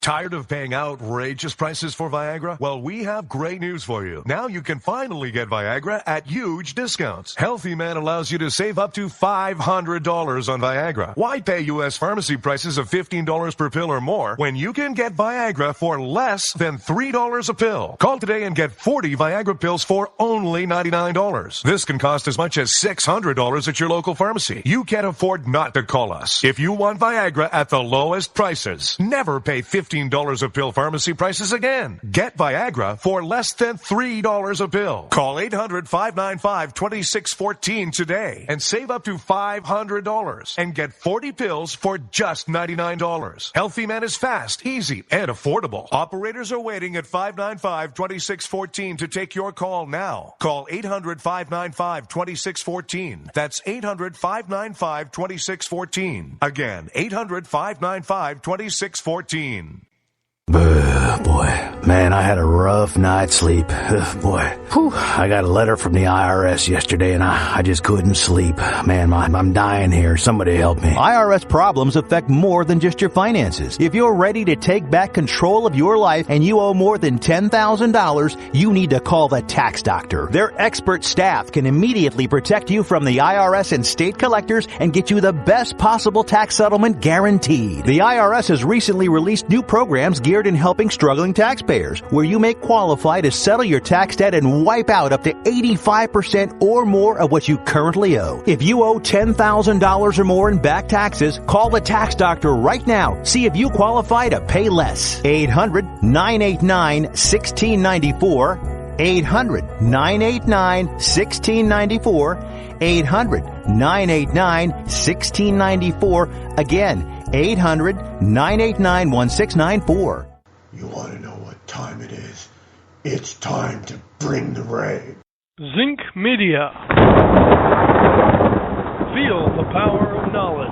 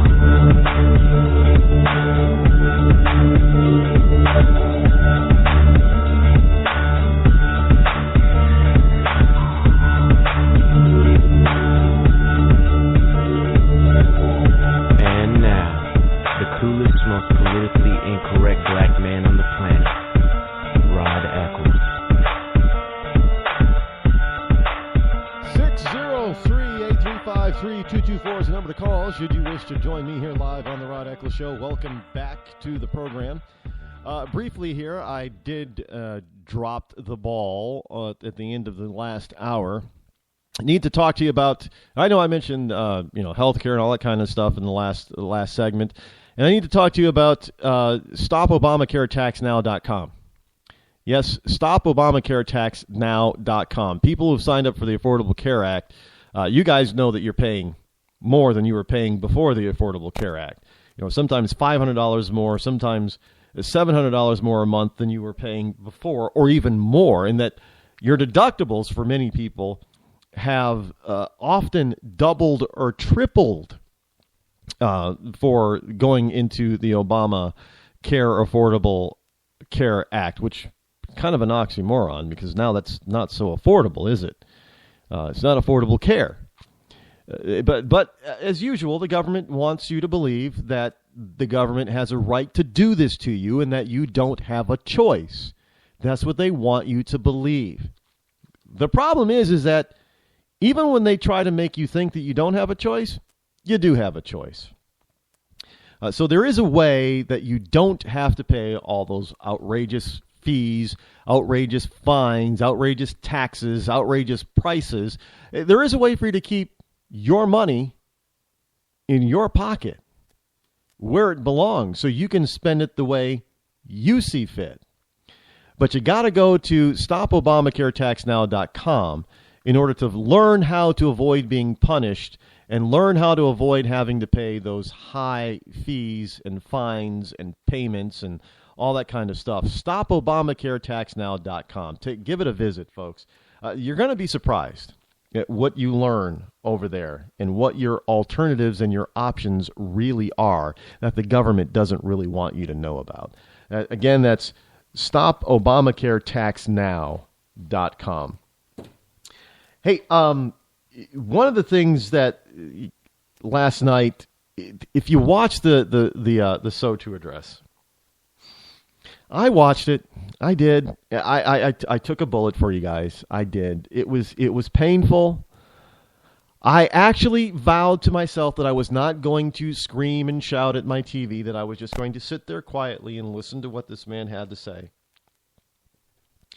And just pay attention to his mannerisms, to his vocal inflections, to see all the people. I don't know what's going on with Paul Ryan either. But looking, because the right behind the president and flanking him either side behind him was Biden and Ryan. And Ryan was sort of sitting there most of the time thinking, the look in his face was constantly like, this guy's full of shit.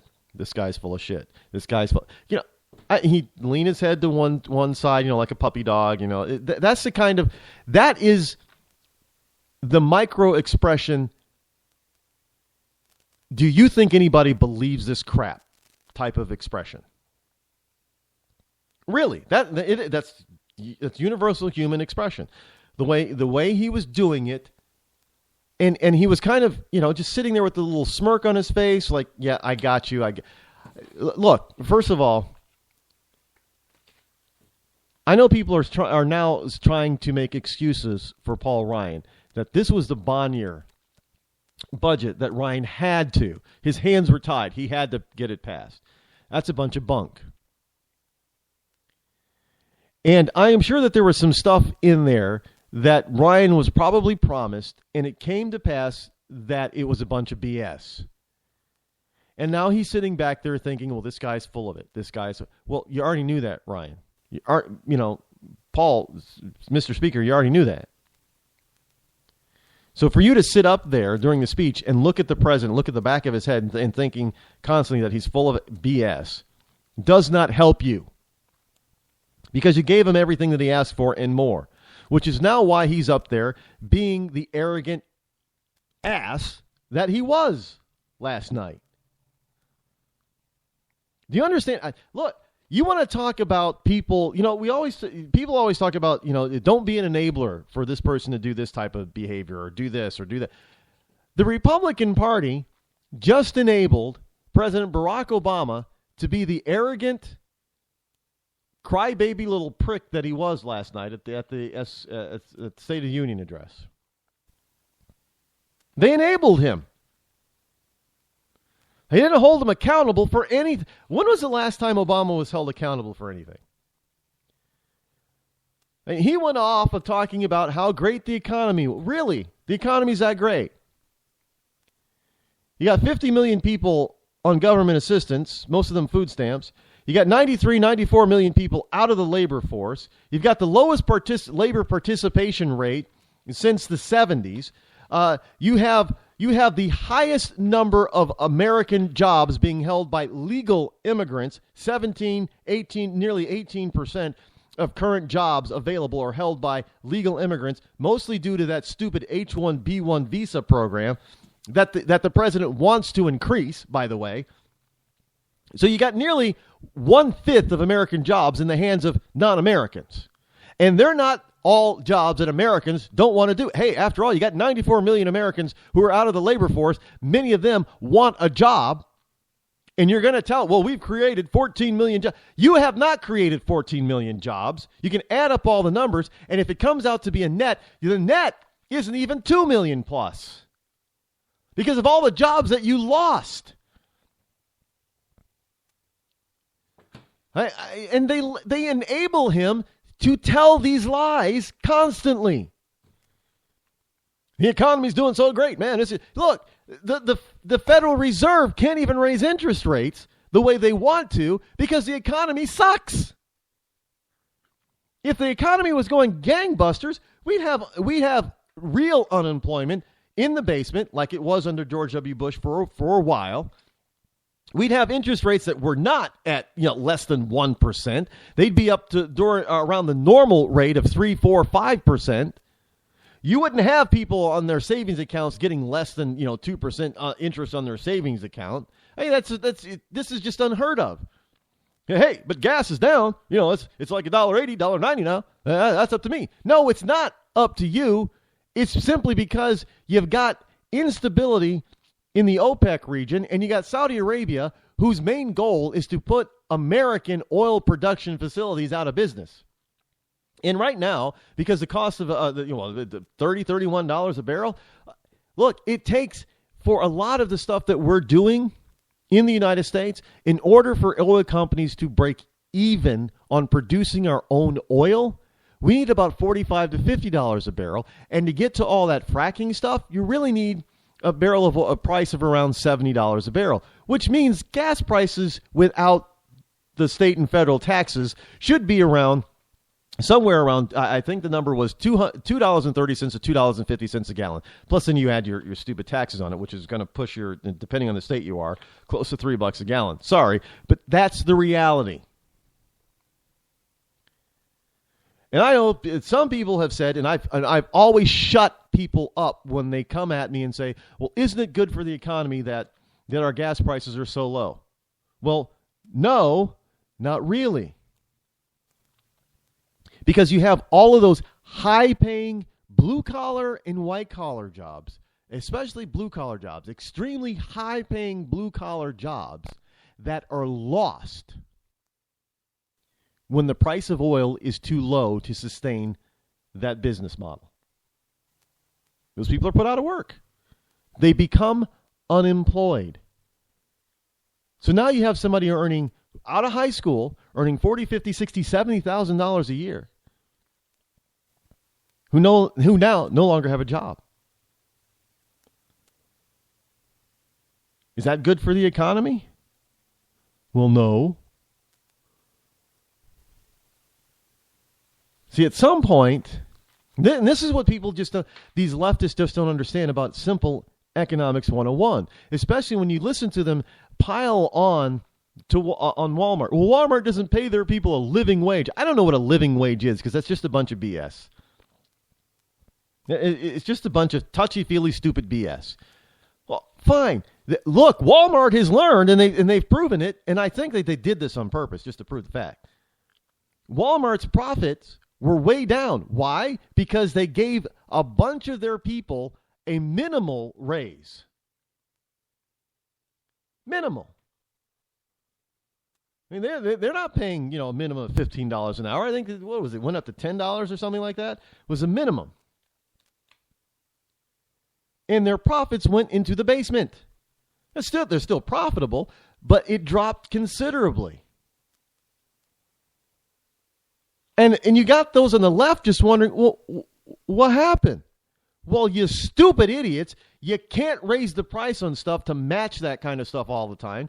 Walmart tried not raising their prices, and look what happened. Well, then they should raise their prices. Well, then all those wonderful people, it's called inflation. Then that means if prices go up, then that $15 an hour job is no longer advantageous, is it? It now becomes the equivalent of previous times when they were earning only $8, $9, $10 an hour. And when you explain it to the liberal in those terms, they still do not get it because they're fixated on $15 an hour. And they get to the $15 an hour, and instead of milk being $2 a gallon, milk is now $4 a gallon, and they wonder why people are not moving out of poverty.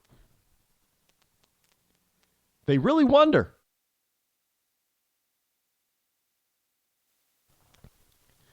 And you explain it over and over and over again, and they still don't get it. I don't understand the disconnect. I really don't understand the disconnect. Well, it has everything to do with education. Actually, there's a story here. I got it from WND.com. There's a video, and I'll put it up on rodeccles.net a little bit later for you to see. Common Core. It's about Common Core. There's a teacher who was caught under undercover video. And this is the teacher said, "Well, yeah, hey, I hate kids." That's what she said. She said she hates kids. I don't. You know, it is what it is. I don't know how you can be a teacher and hate kids. But it's quite simple, really, because it isn't about teaching kids. Not at all. It's simply about what they say here, what she says, it's a money game. It's a money game. Basically, an undercover sting of Common Core book publishers revealed insiders who hate kids and push a BS system to sell books.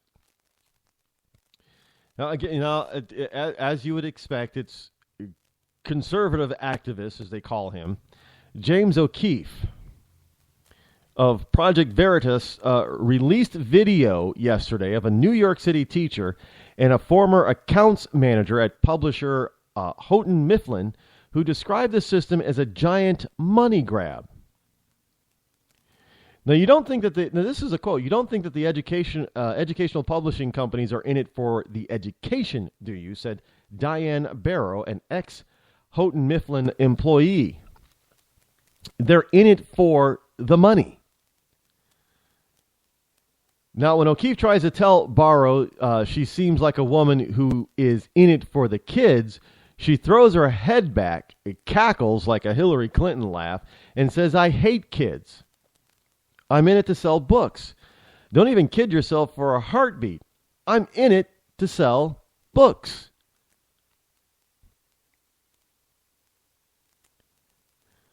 Folks, this just goes to show how stupid people can be. I mean, it's not just stupidity. It's simple arrogance. I just do not understand how people like James O'Keefe can continually get these people, especially on the left, to constantly admit their hatred for a certain part of humanity. How they can open... Now, granted, they don't know that there's a hidden camera, but they should have in the back of their mind, somebody else could be listening to this conversation, but they do not care. They are so freaking arrogant as to think that they could never be caught, they could never be stopped, so why not just tell the truth about, to this one person sitting in front of me, about how I really feel, and that this is not a minority view. Understand, this whole issue about Common Core is not about kids. It's the government raping the American citizen's wallet in more than one way and leaving a destructive, destitute population that is yearning to learn something but learns nothing. That's what it's all about. It's about dumbing down the population so much, so bad, that they are so easy to manipulate and control. And that's exactly what you have with the millennials right now. I am going to... Look, a lot of these kids, they may know computers, and they may be able to come up with, great computer code and stuff, but I got to tell you, the millennial generation has got to be the dumbest generation that this country has ever produced. It really has to be. I'm sorry. They really are. I know there's going to be millennials out there thinking, well, we're not dumb. Yeah, you are. And I know that they try to say that millennials, it's a myth that they're lazy. It's not a myth. It's not a myth. They want what they want, and they want it now. And if they can't get what they want now, then they don't want to do a damn thing. Look, I want to make six figures, and I want to be in this kind of a job. That's what I went to school for. I want this job, and that job's not available, so I'm not going to do anything. That's the millennial attitude.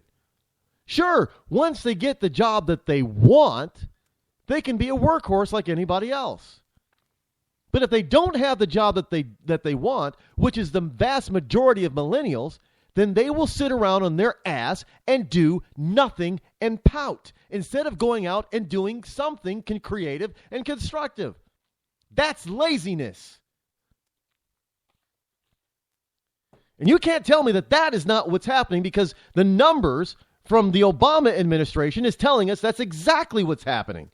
They're not going out to work at Burger King. Well, I'm not, Burger King. I can't work there. I make $10 an hour. I deserve at least $50. I deserve $20 an hour for flipping burgers, but I'll take $15 if I'm going to do that, because, I deserve $100,000 a year anyway, because I went to college. You went to college and learned absolutely Jack. You didn't learn anything. You got a fake, phony, a degree, and you spent $60, $70, $100, $200,000 for the privilege of having that stupid piece of paper that you can frame and hang on your wall. Nobody cares about that degree. You may have employers that say, well, we need a degree. You got to have a degree for this. You know how many I've always applied to jobs. When I was working for other people, I applied when somebody said degree required. This type of degree, bachelor's degree, 4-year degree, 6-year degree, what have I always applied. And you know what? They could see on my resume I didn't have that type of degree, but I almost always got an interview.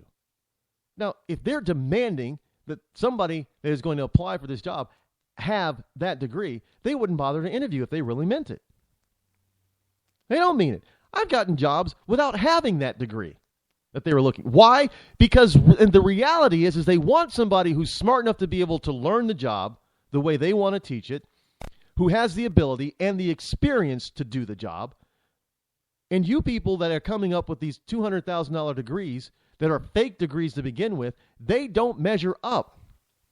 And this has been going on for the last 3 decades, and it's only getting worse. It's only getting worse. So you better understand that if you're gonna go to college now, if you're a 17 or 18-year-old junior or senior in high school, or you're right now a freshman or a sophomore in college, and you're spending your money or your parents' money, you better understand that you need to get a real degree.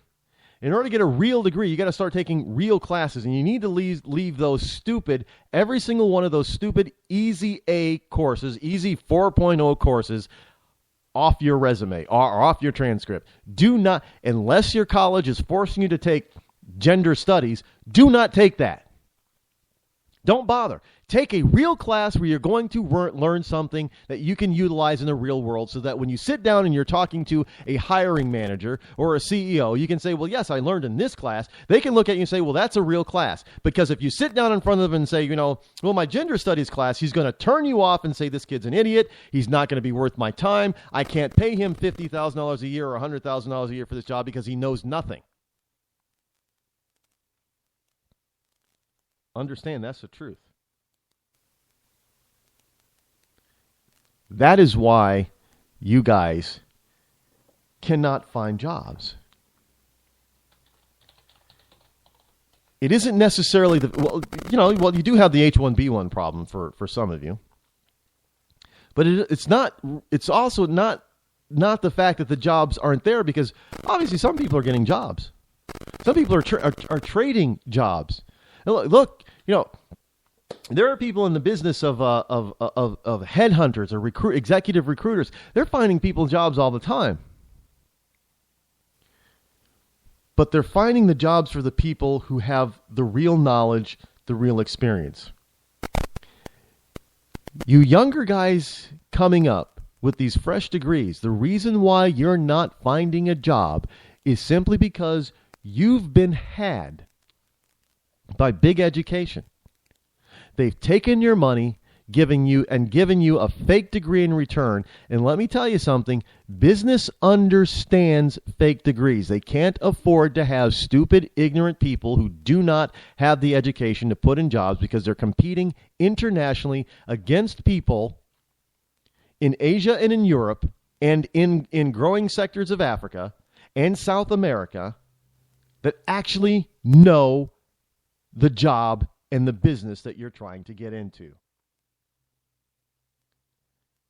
And trust me, they do not have time to try to train you. And yet you're wondering why you can't find it, because you've been had. And that just goes to show right there, that teacher and that bookseller in Common Core is nothing but a scam. It's a scam that's costing the American taxpayer millions of dollars every year. Just remember, hey, she said it. Most of us in this business, we hate kids. We're just in it to sell books. In other words, translation, we're just in it to make lots of money off the taxpayer at the kids' expense.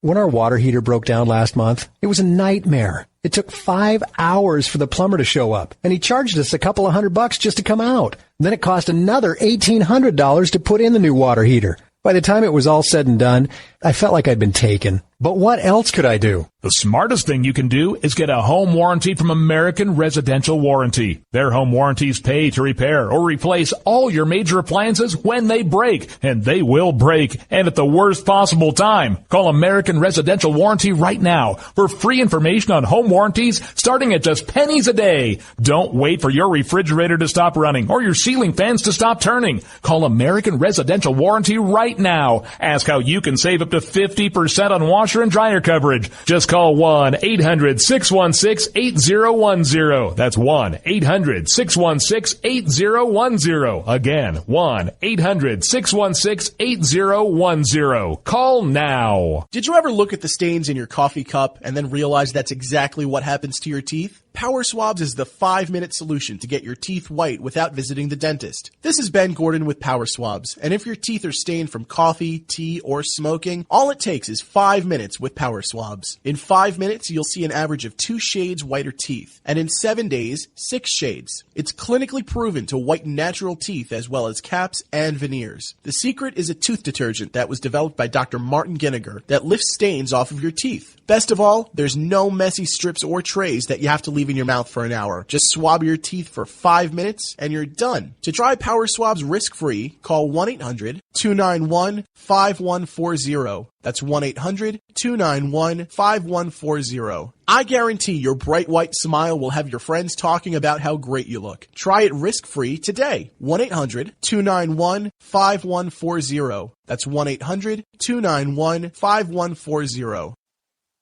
Tired of paying outrageous prices for Viagra? Well, we have great news for you. Now you can finally get Viagra at huge discounts. Healthy Man allows you to save up to $500 on Viagra. Why pay U.S. pharmacy prices of $15 per pill or more when you can get Viagra for less than $3 a pill? Call today and get 40 Viagra pills for only $99. This can cost as much as $600 at your local pharmacy. You can't afford not to call us. If you want Viagra at the lowest prices, never pay $15 a pill pharmacy prices again. Get Viagra for less than $3 a pill. Call 800-595-2614 today and save up to $500 and get 40 pills for just $99. Healthy Man is fast, easy, and affordable. Operators are waiting at 595-2614 to take your call now. Call 800-595-2614. That's 800-595-2614. Again, 800-595-2614.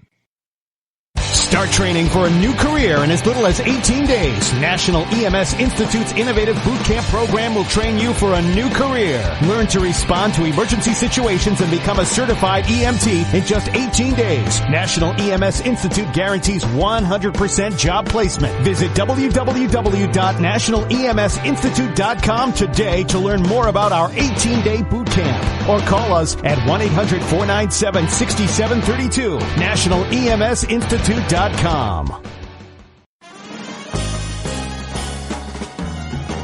Stuck in a boring, low-paid job?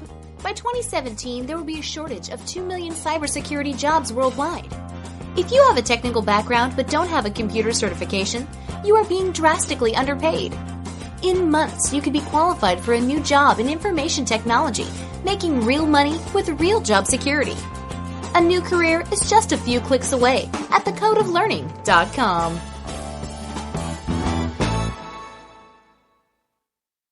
Bring the rain.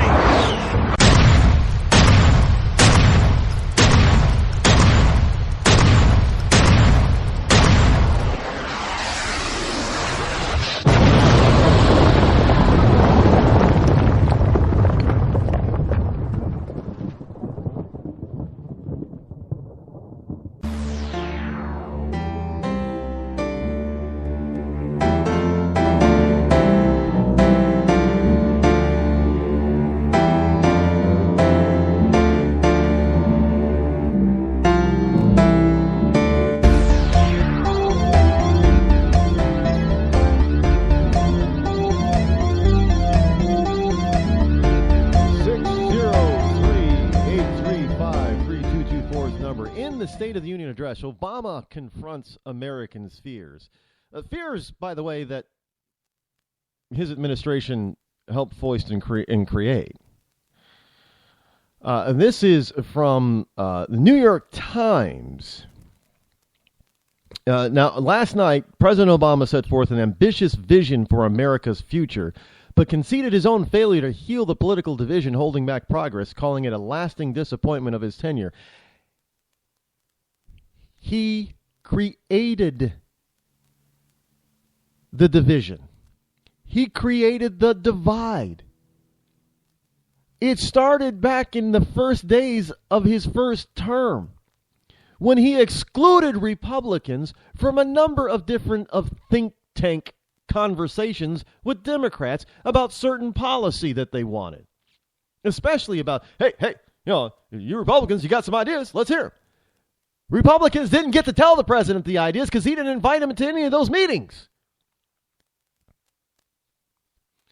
He created the divide. He created this hostility that everybody's complaining about in D.C. right now. Whatever he didn't create, he added to. He made it worse. And yet he's going to sit up there and tell the American people that he's disappointed and that he has regrets, that he couldn't bring people together. He was the reason people have been split and torn apart. He's the reason why this country is now talking about racial problems when there weren't racial problems, because he's the one that got elected. No, I'm sorry that we have all these racial problems. Because you and your wife have fomented this issue. You've made it worse. And yet, even though things are so bad, we had not a politician, but a medical doctor, a surgeon, who's also a black man, who for a while was seriously being considered by the Republicans as being a strong candidate for the presidency. So you want to tell me that we're having racial issues when the so-called old white man's party of the Republican Party still has Dr. Carson, up there, as a contender?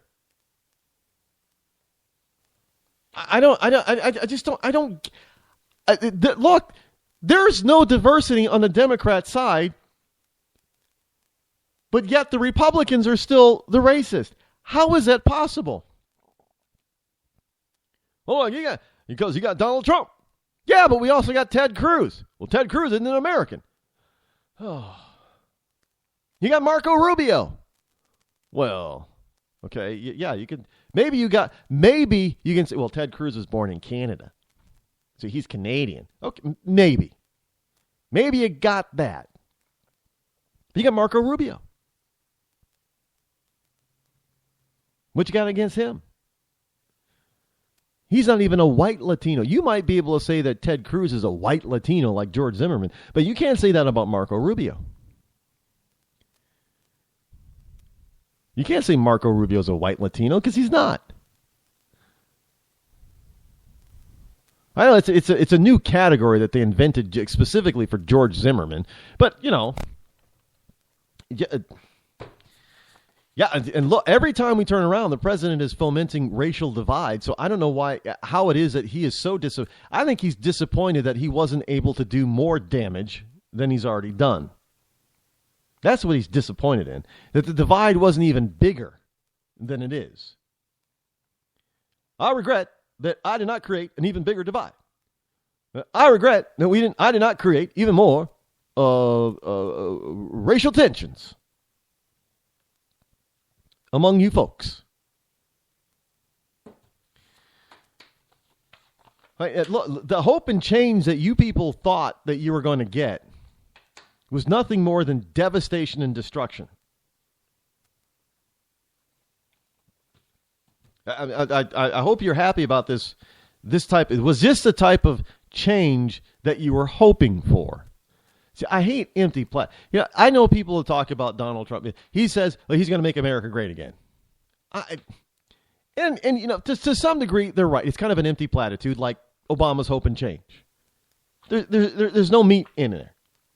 However, when you start to take them apart and you start listening to the hope and change campaign of Obama versus the Make America Great campaign for Trump, Trump has got a lot more meat on the bone. Obama had none. Hey, Mr. Obama, why don't you explain what you want to do? Well, hey, I'm going to get in there. I'm going to work with these folks in Washington, and we're going to make things better. Well, how are you going to do that? We're going to sit down, we're going to have conversations, and we're going to make things better. There was nothing there. And you didn't have the lamestream media saying, hey, Mr. Obama, why don't you clarify your positions? How are you going to, we got them talking about Donald Trump. Well, Donald Trump isn't giving us any specifics. They didn't ask for specifics from Obama, but Trump gives us some broad specifics, yes, but he's still giving a lot more than Obama did. Mr. Trump, how are you going to make America great again? Well, we're going to build the wall.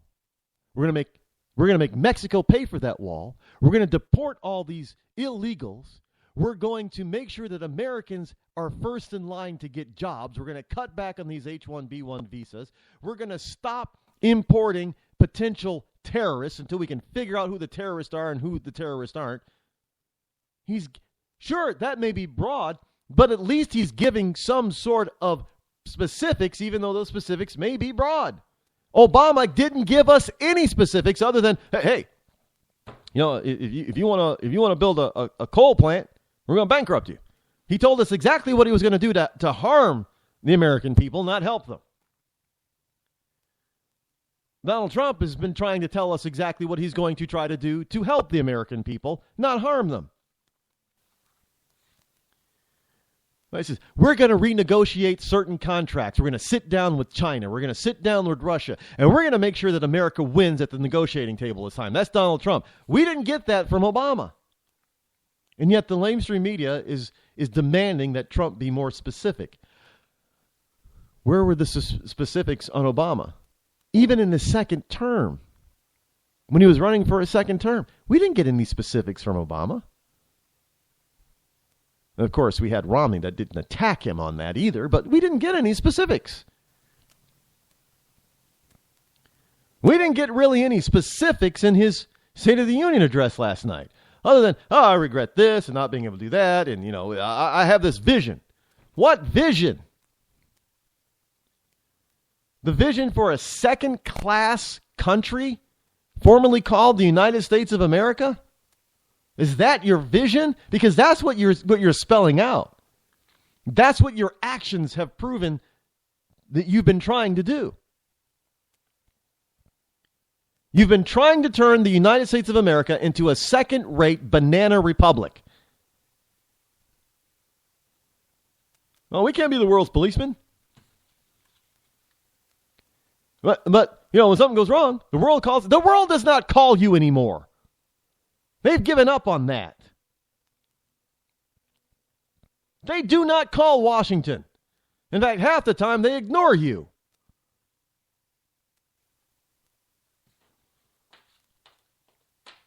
You know, you got Israel doing what they need to do despite what you've been doing against Israel. You got Saudi Arabia doing what they feel they need to do in spite of you helping Iran, their sworn enemy.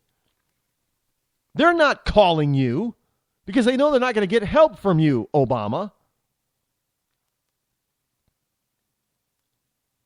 You know, he says, it's one of the few regrets in my presidency that the rancor and suspicion between parties has gotten worse instead of better because of you. You have made the rancor and suspicion worse.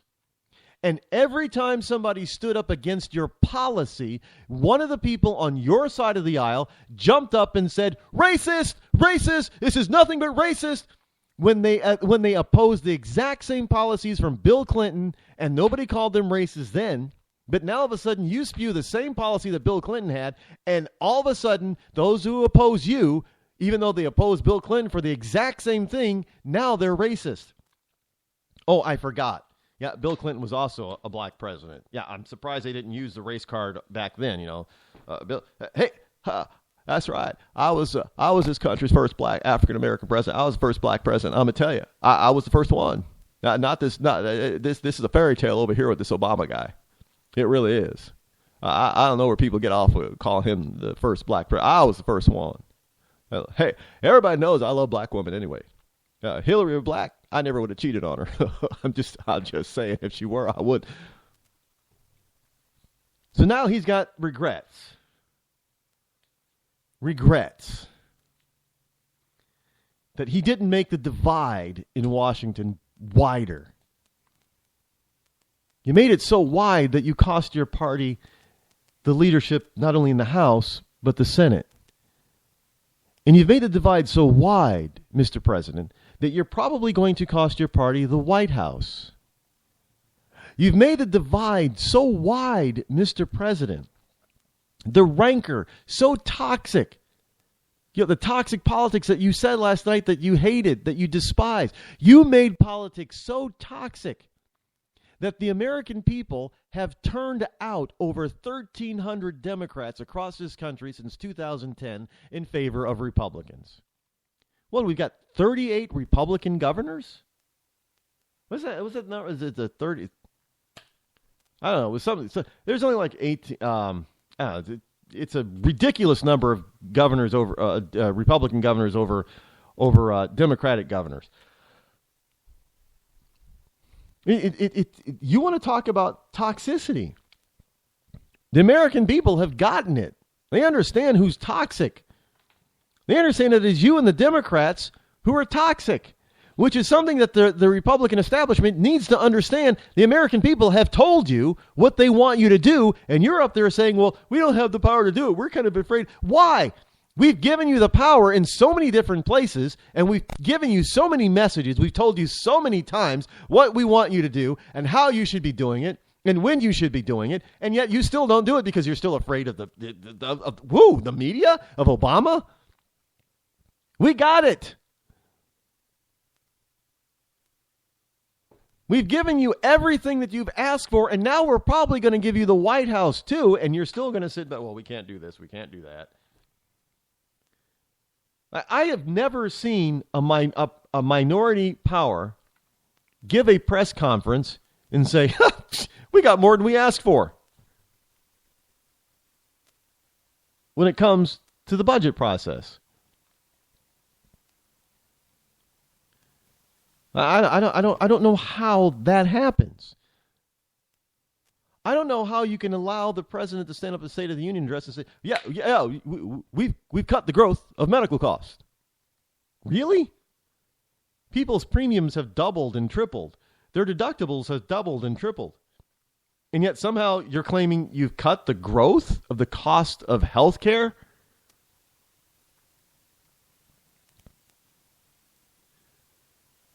And I love these numbers. Hey, you know, now we have 18 million more Americans covered than we did before. That's still not $320 million, is it? I thought the law was for everyone had to be covered. Should that not be, we shouldn't be at, you should not be saying, oh, now we're at 60 or 70 or 80% of Americans are covered by a health care plan. It should be 100%.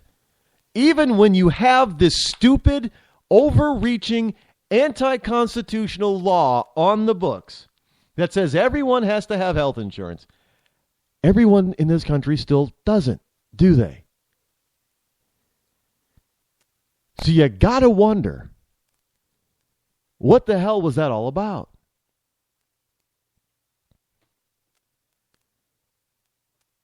And I don't hear anybody on the right tout saying that. Look, hey, granted, sure, because it's the law, these people have to have it. But even with the law, we're still not at 95 or 100% coverage, are we? Why is that, Mr. President? Why is that? Because frankly, that's not the way it was intended. The whole plan and the intent is to go for a single payer system. Don't let them fool you, American citizens. They have said it on tape over and over that the goal is to eventually get to a single payer system. Barney Frank has said it.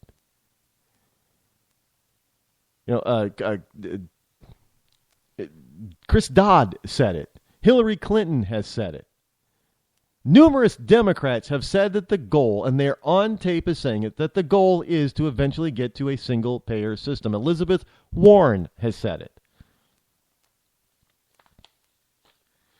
And no, they don't want to do that. Well, they said that's what they want to do. So don't argue with me about it. Go argue with the people who said it and tell them that that's not what they meant. And they'll look at you like you got two heads, even though they already have two heads.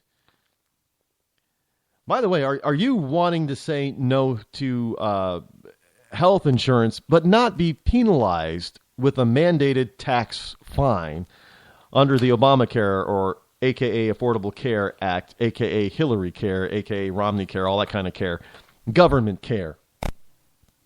Now, the government wants you to think that you have no choice and that you will be punished for not having health insurance. And in most cases, you probably will.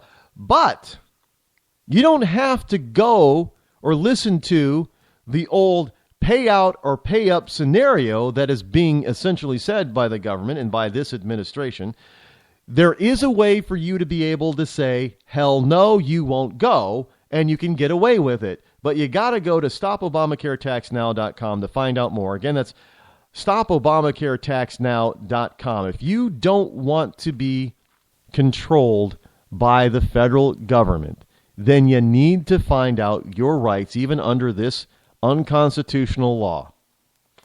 And that is, the way to do that is to go to stopobamacaretaxnow.com. There you go. Hey, folks, when it comes, you got to ask yourself, why the hell do they think that they need to do all of this for you and your family? When I get it, people they think they like getting something for free. By the way, speaking of free, I think the big jackpot lottery drawing tonight is 1.5 billion. Now, if I remember correctly, the numbers are you're gonna, out of 1.5 billion, you're actually, if you take the lump sum payment, you're actually going to end up with about 400 million. Now, granted, 400 million is absolutely a life-changing amount of money. But it's kind of misleading, and it's a double whammy, because understand that the lottery is a tax. It's a voluntary tax. Really, it is. It's administered only by government. The money goes to government. Government decides how to dole out that tax money. It's a tax. And so when you win the jackpot, The government is going to come back and say, well, you know what? We're going to take some of that out in taxes. And they take a hefty chunk, depending on, the state that you live in, if you win, you could see as much as 60 or 70% of your winnings reduced. Your actual payout reduced by 60 to 70%. That's just insanity. It's false to say that somebody's going to win $1.5 billion when actually all they're going to end up with is like $300 or $400 million. I mean, why do that? You just might as well take the taxes out already and just say what the real number is. I don't even know how you tax a tax. They can do it. So, but anyway. They're claiming that the jackpot is $1.5 billion when the real jackpot is closer to $400 million. Just saying.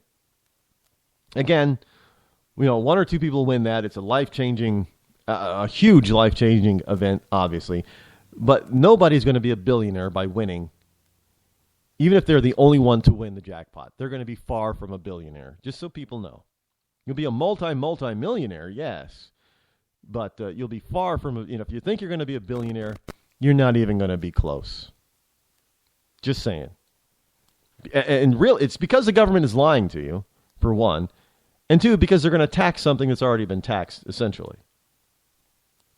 Fed and state, if your state has an income tax, they're going to get their piece of it, too. By the way, St. Louis Rams are going to go. This is just getting insane. Hey, NFL, get your team situated. The St. Louis Rams are going to return to Los Angeles for the 2016-2017 season. I kid you not.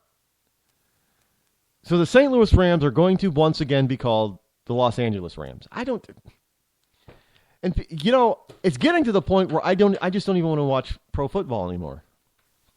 Don't get me wrong, I still love the Pittsburgh Steelers, and I will watch them when I have the time to watch them, but that desire to really sit on a Sunday afternoon and watch pro football is gone for me. And I know that's not, they keep gaining audience share. Monday night and Thursday night football is still huge, but people are getting a little bit tired of this NFL shenanigans now. They want the drama to be on the playing field.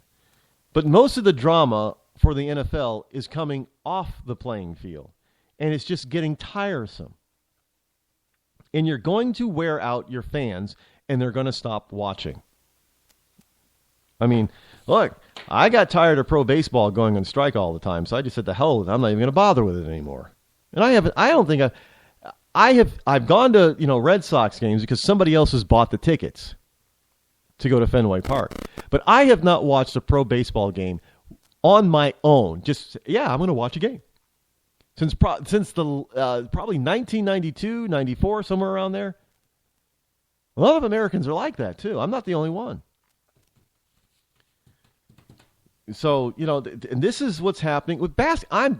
I can't remember the last time I really watched a pro basketball game. I'm just sick of the shenanigans of basketball. I'll watch college before I'll watch pro. Again, a lot of Americans are feeling that way.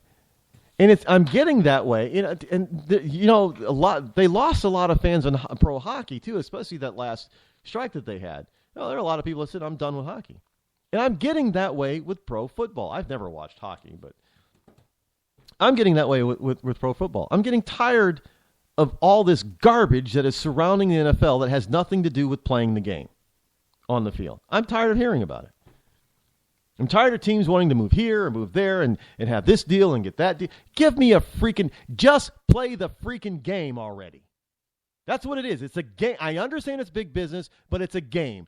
Get on the field, get your players on the field, stop the shenanigans, stop all the posturing, and just play the damn game.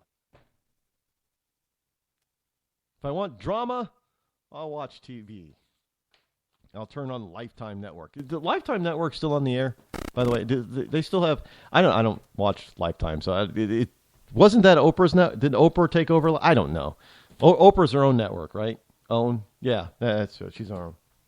Anybody ever watched Oprah Network? I've never. I think I saw a Tyler Perry movie on Oprah Network once. But hey, it was Medea. Whenever you see Medea, no matter what stations he's on, you're going to watch Medea. MoveOn.org endorses Bernie Sanders, by the way. Yeah, that's the George Soros created organization. Yeah, they're backing Bernie Sanders. I didn't think MoveOn.org was communist in their belief. That's what they said, right? They're progressive. Is that what progressive is? So we go from a state of the union, which is a state of fear, saying that all Americans are afraid, to the answer to Americans being afraid is to have Bernie Sanders, a communist, as our president. Yeah, you want to talk about fear? Oh. And speaking of fear, Obama gave that stupid State of the Union address, and he did not address Iran as it pertains to the 10 sailors that were apprehended in Iran. Well, just so you know, the 10 sailors and their small boats have been being reported that they have been released. At least that's finally happened. Well, folks, that's our news. We are out of time for the day. Fastest 3 hours on internet radio is right here. But we'll be back here same time, same bat time, same bat channel tomorrow. Until then, have a great day. I'm Rod Eccles. I'm out.